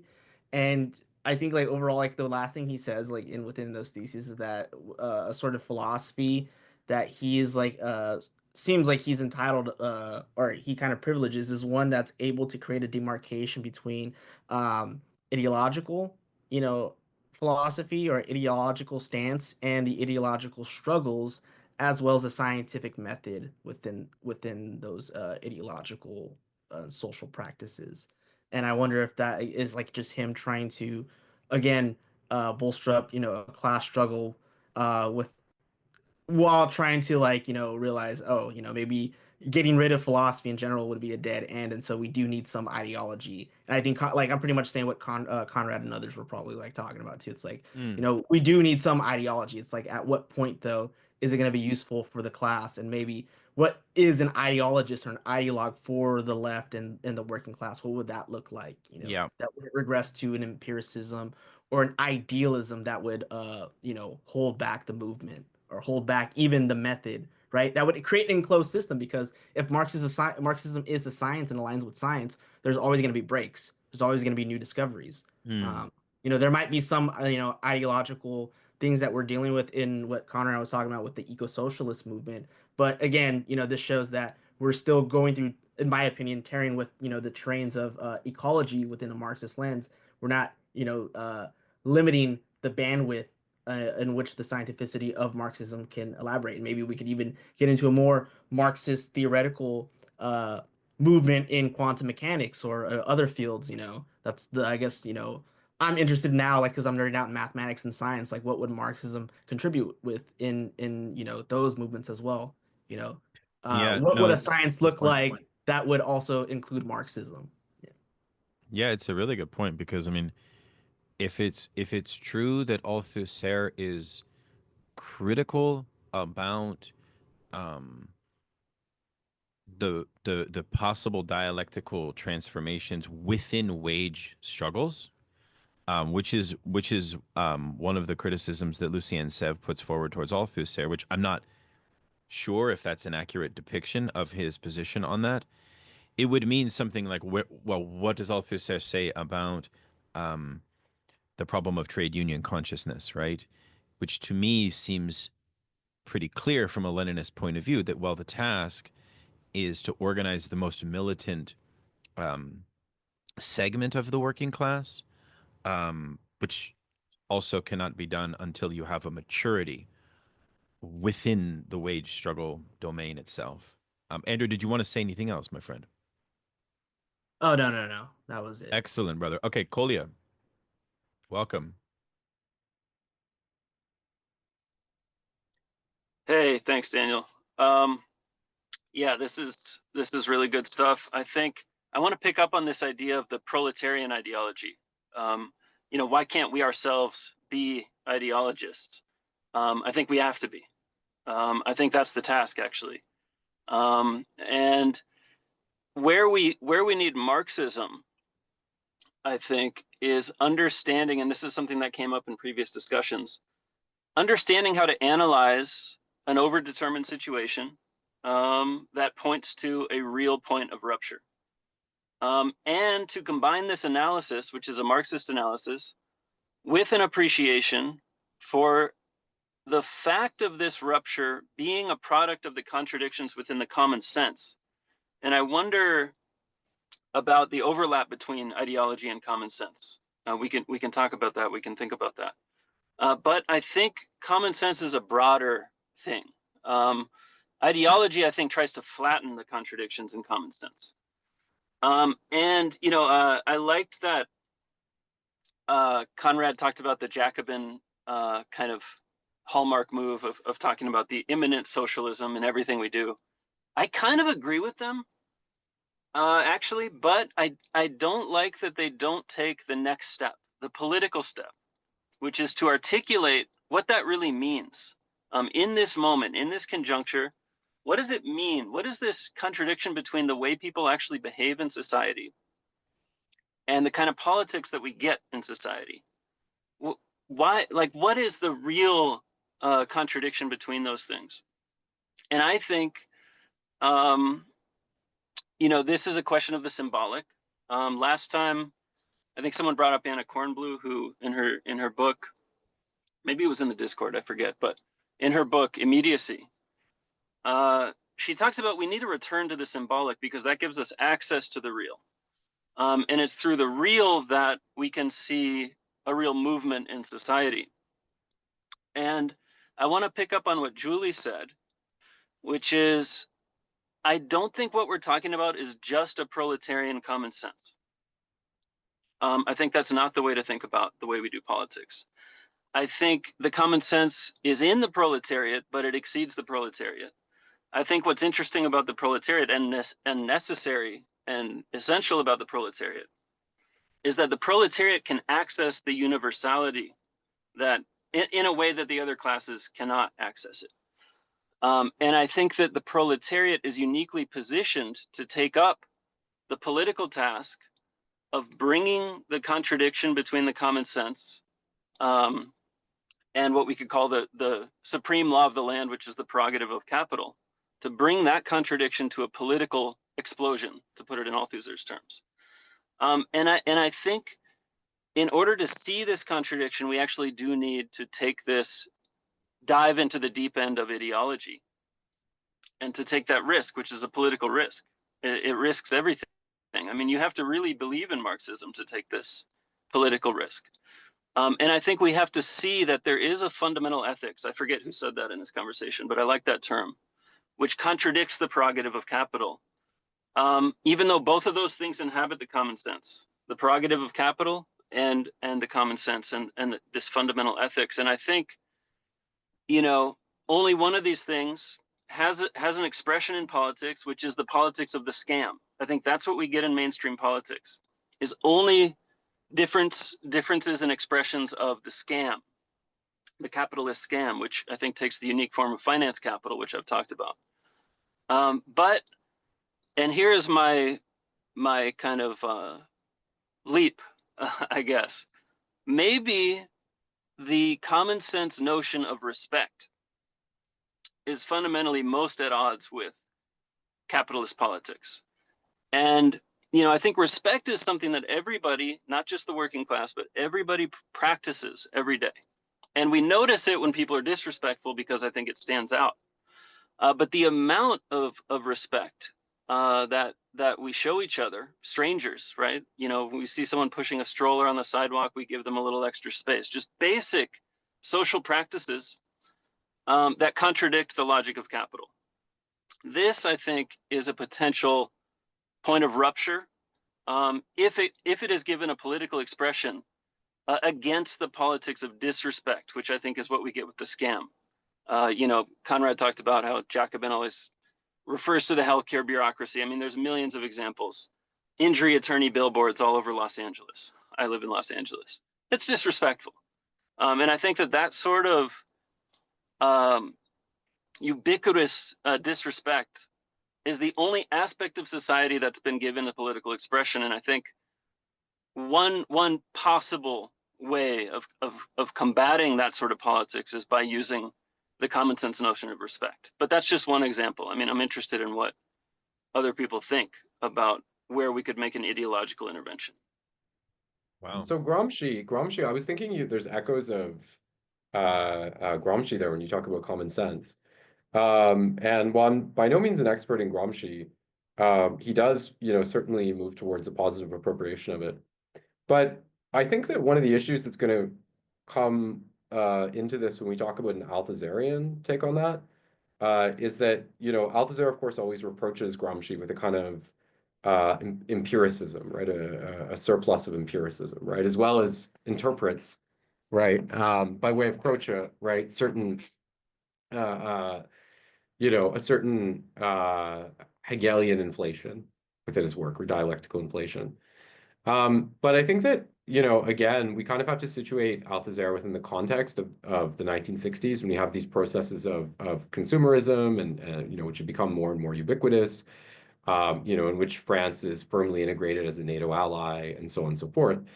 Because I think that, partly because of this political conjuncture that seemed increasingly non-communist in character, Althusser is driven to disavow common sense in a certain way, right? Because the problem is for him that common sense would end up reproducing too easily, like the notions of bourgeois society, right, or the categories within it.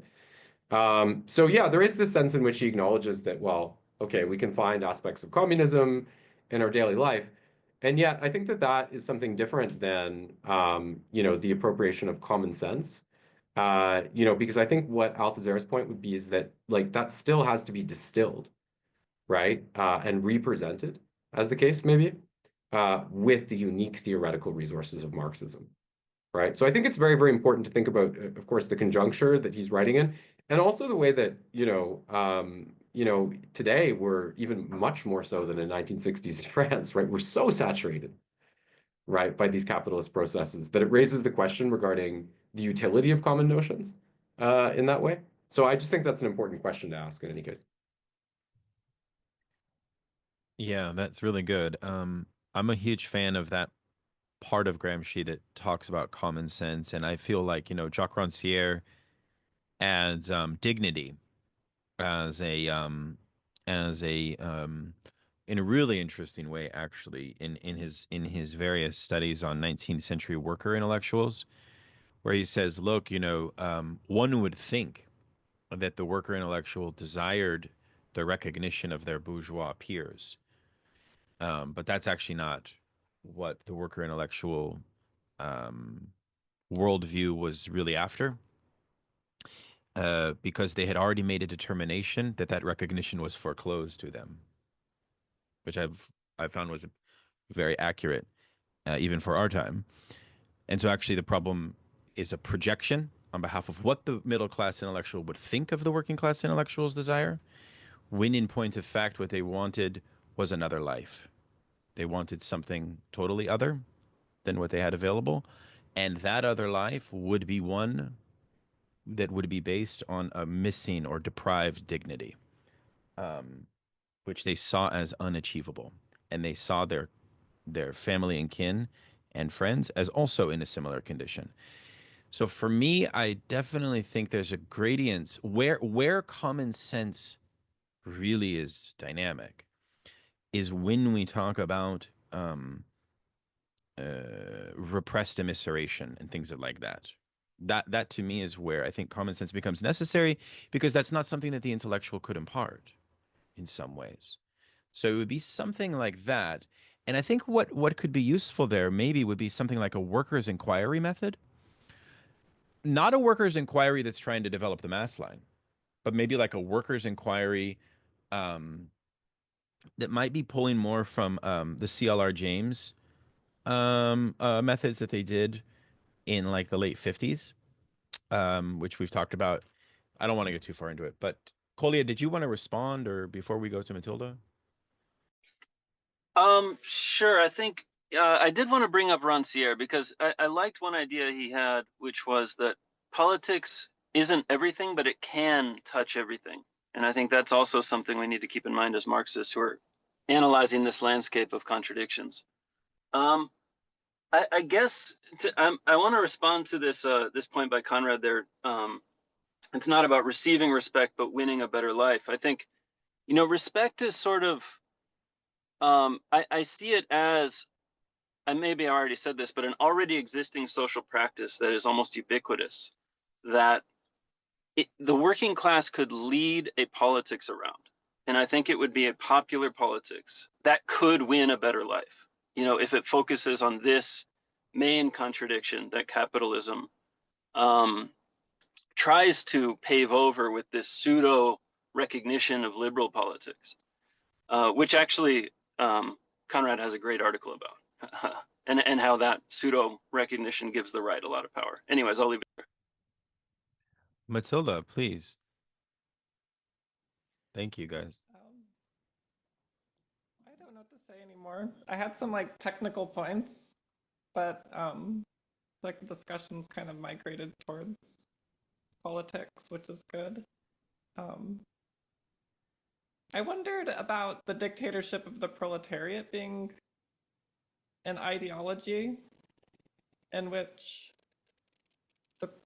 the people in the Soviet Union like lived during the transformation. And it sounded like, I say that because it sounds like Stalin or the cult of personality was like a part of the superstructure that was happening during the economic transition to like socialism, or I don't know. I found Althusser pretty optimistic in this essay about just about the fact of the arrival of like a new stage of socialism in the USSR, which I don't know enough about the history of it to really know, but it seemed optimistic. And then just the optimism about the aligning of interests between like Christian humanist and liberal humanist and socialist, that like this stage that the USSR had gotten to would like mitigate the transition to socialism in European countries. I mean, it's optimistic and nice to hear about, but it just doesn't sound super realistic. In other words, he's not dismissive of it. He's not dismissive of the post-Khrushchev call to a new humanism per se. It's more correct. It's more corrective, right? Yeah. It sounds like humanism also, like, he says it's an ideology, and I think he makes good points towards that. And I found his points on the postulates of humanism to be really instructive. And that the suspension of those two postulates, like the ones about whether you can take the concrete subject as an absolute given, and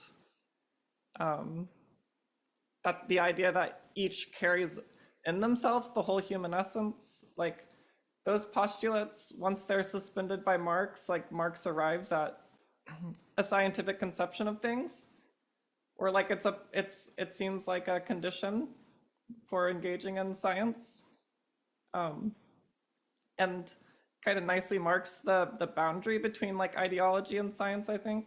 And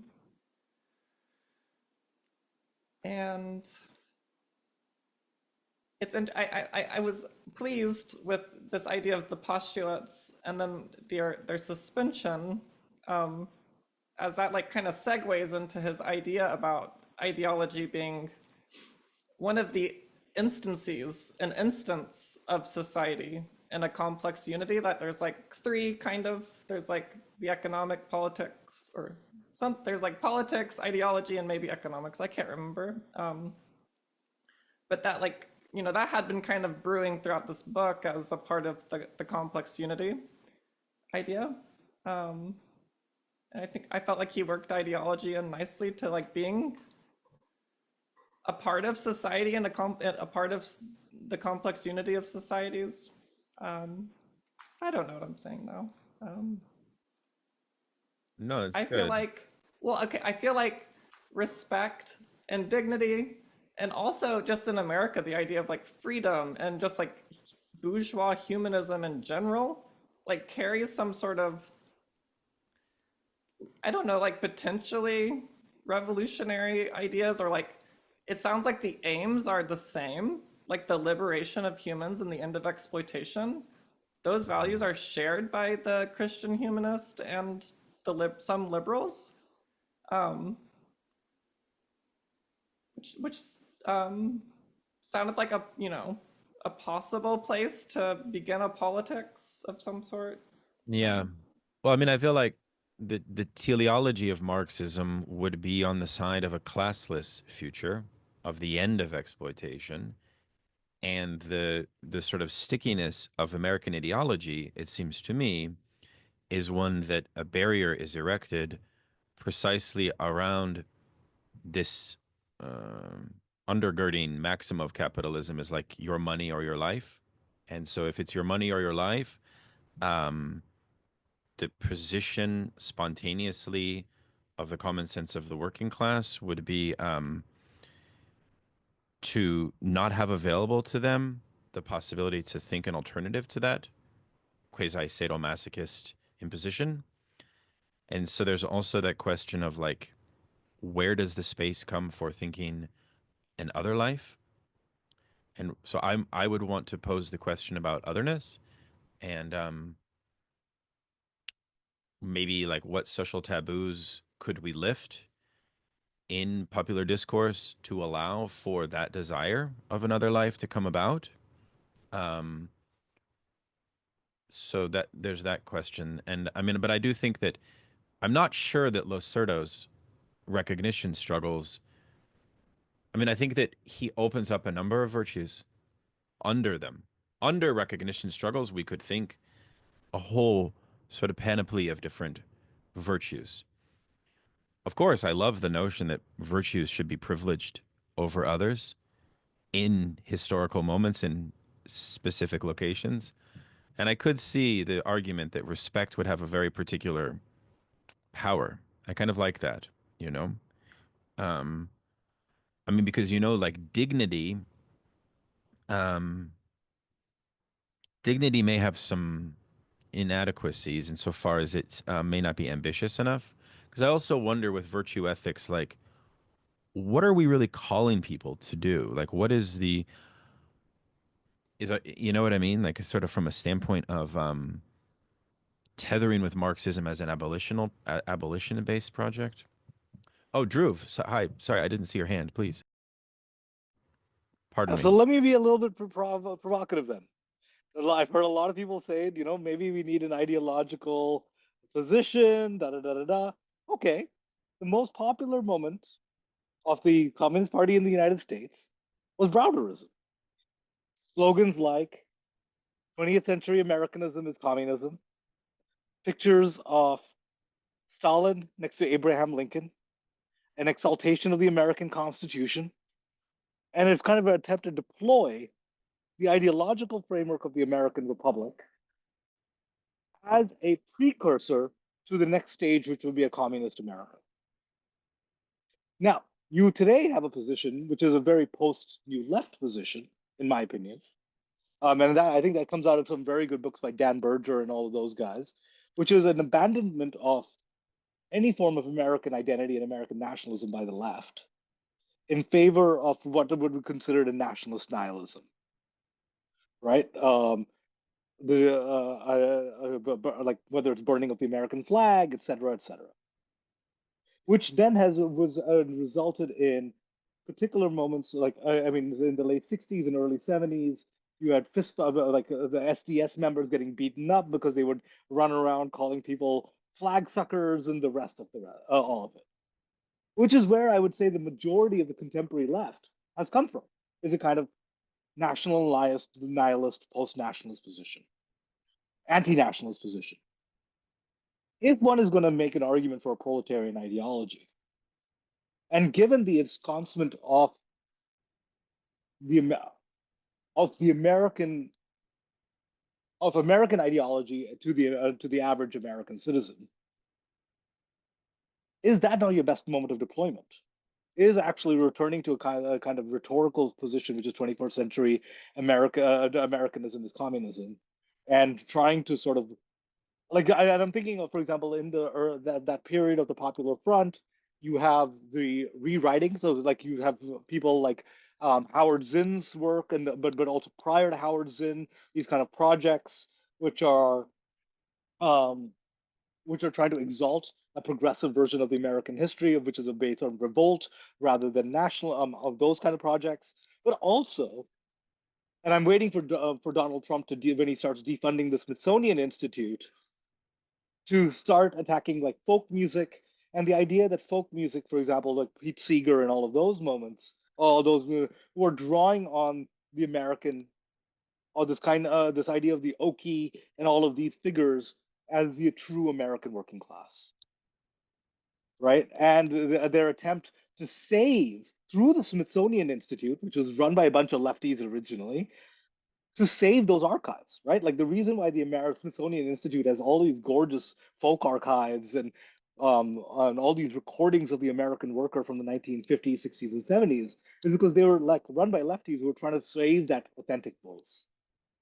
So, so my question to all y'all who are mostly American, I'm not, I'm a Canadian, and I have to, as I said, I'm not a Marxist. I'm sure many of you would find my political positions difficult. I think some of you attacked my political positions in the chat. But my question to you then is, if you're going to take an ideological position, then why not adopt that one?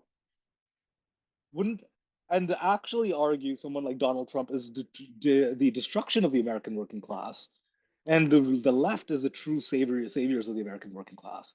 And then I think of, I mean, I know you guys were saying, well, the failures of Bernie Sanders.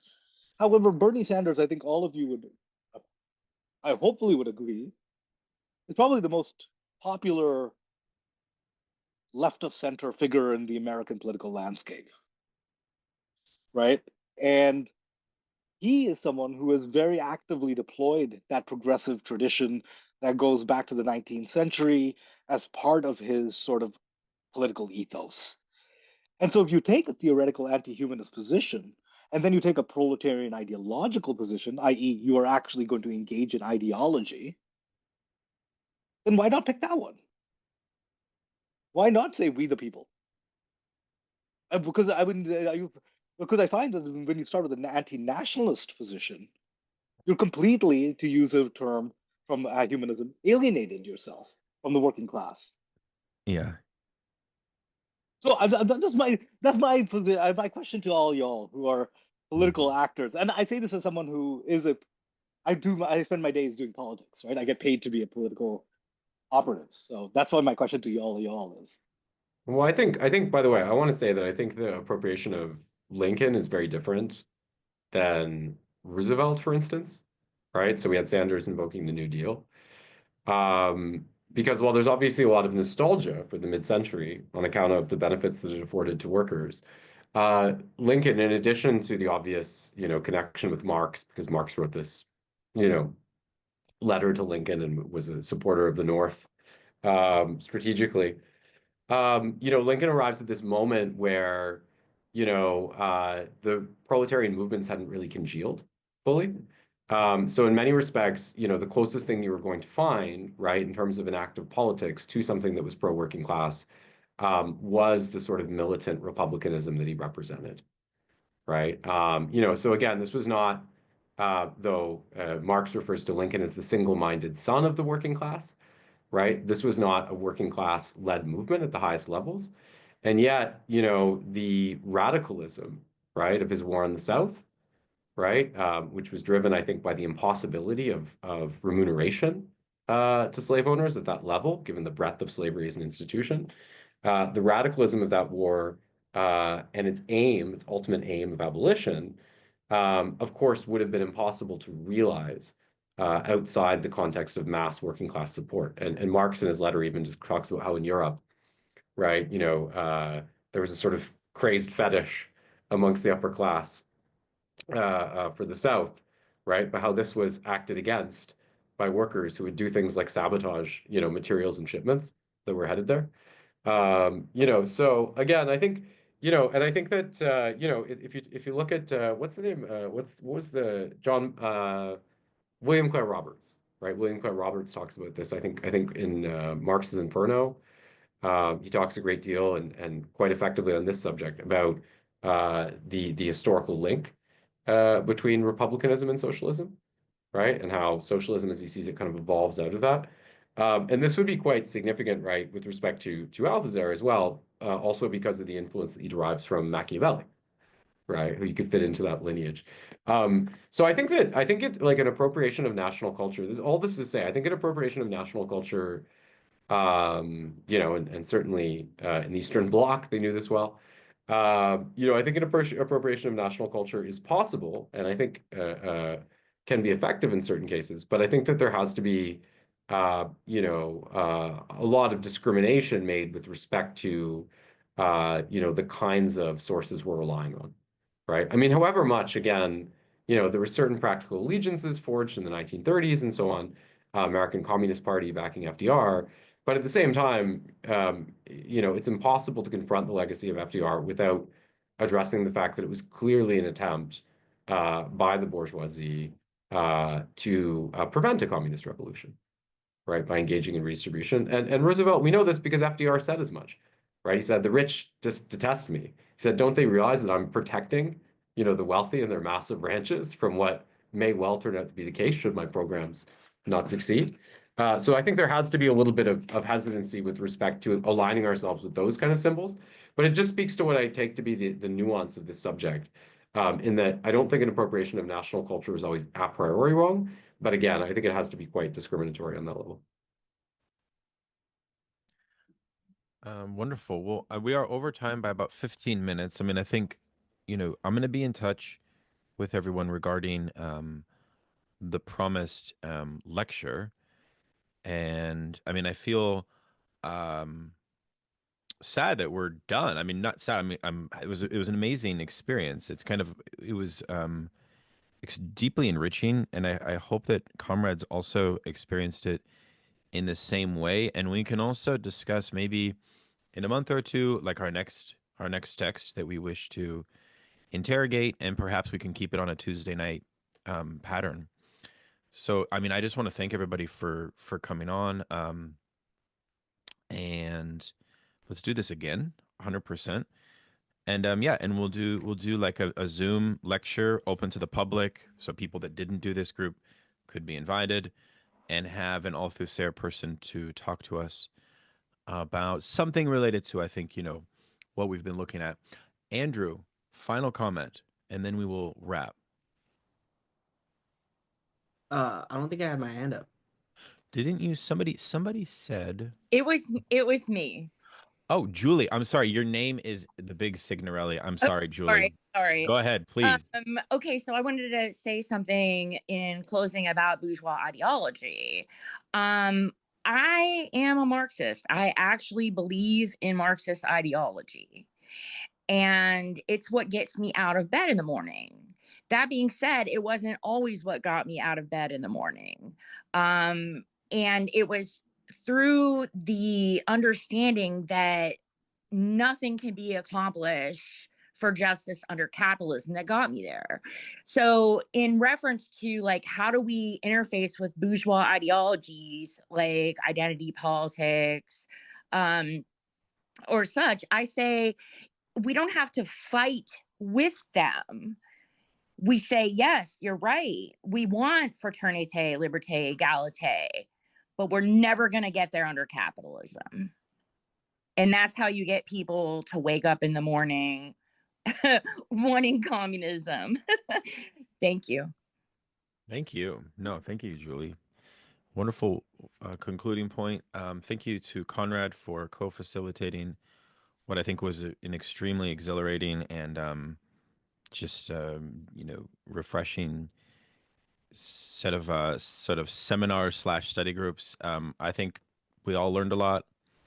So let's take it to Discord.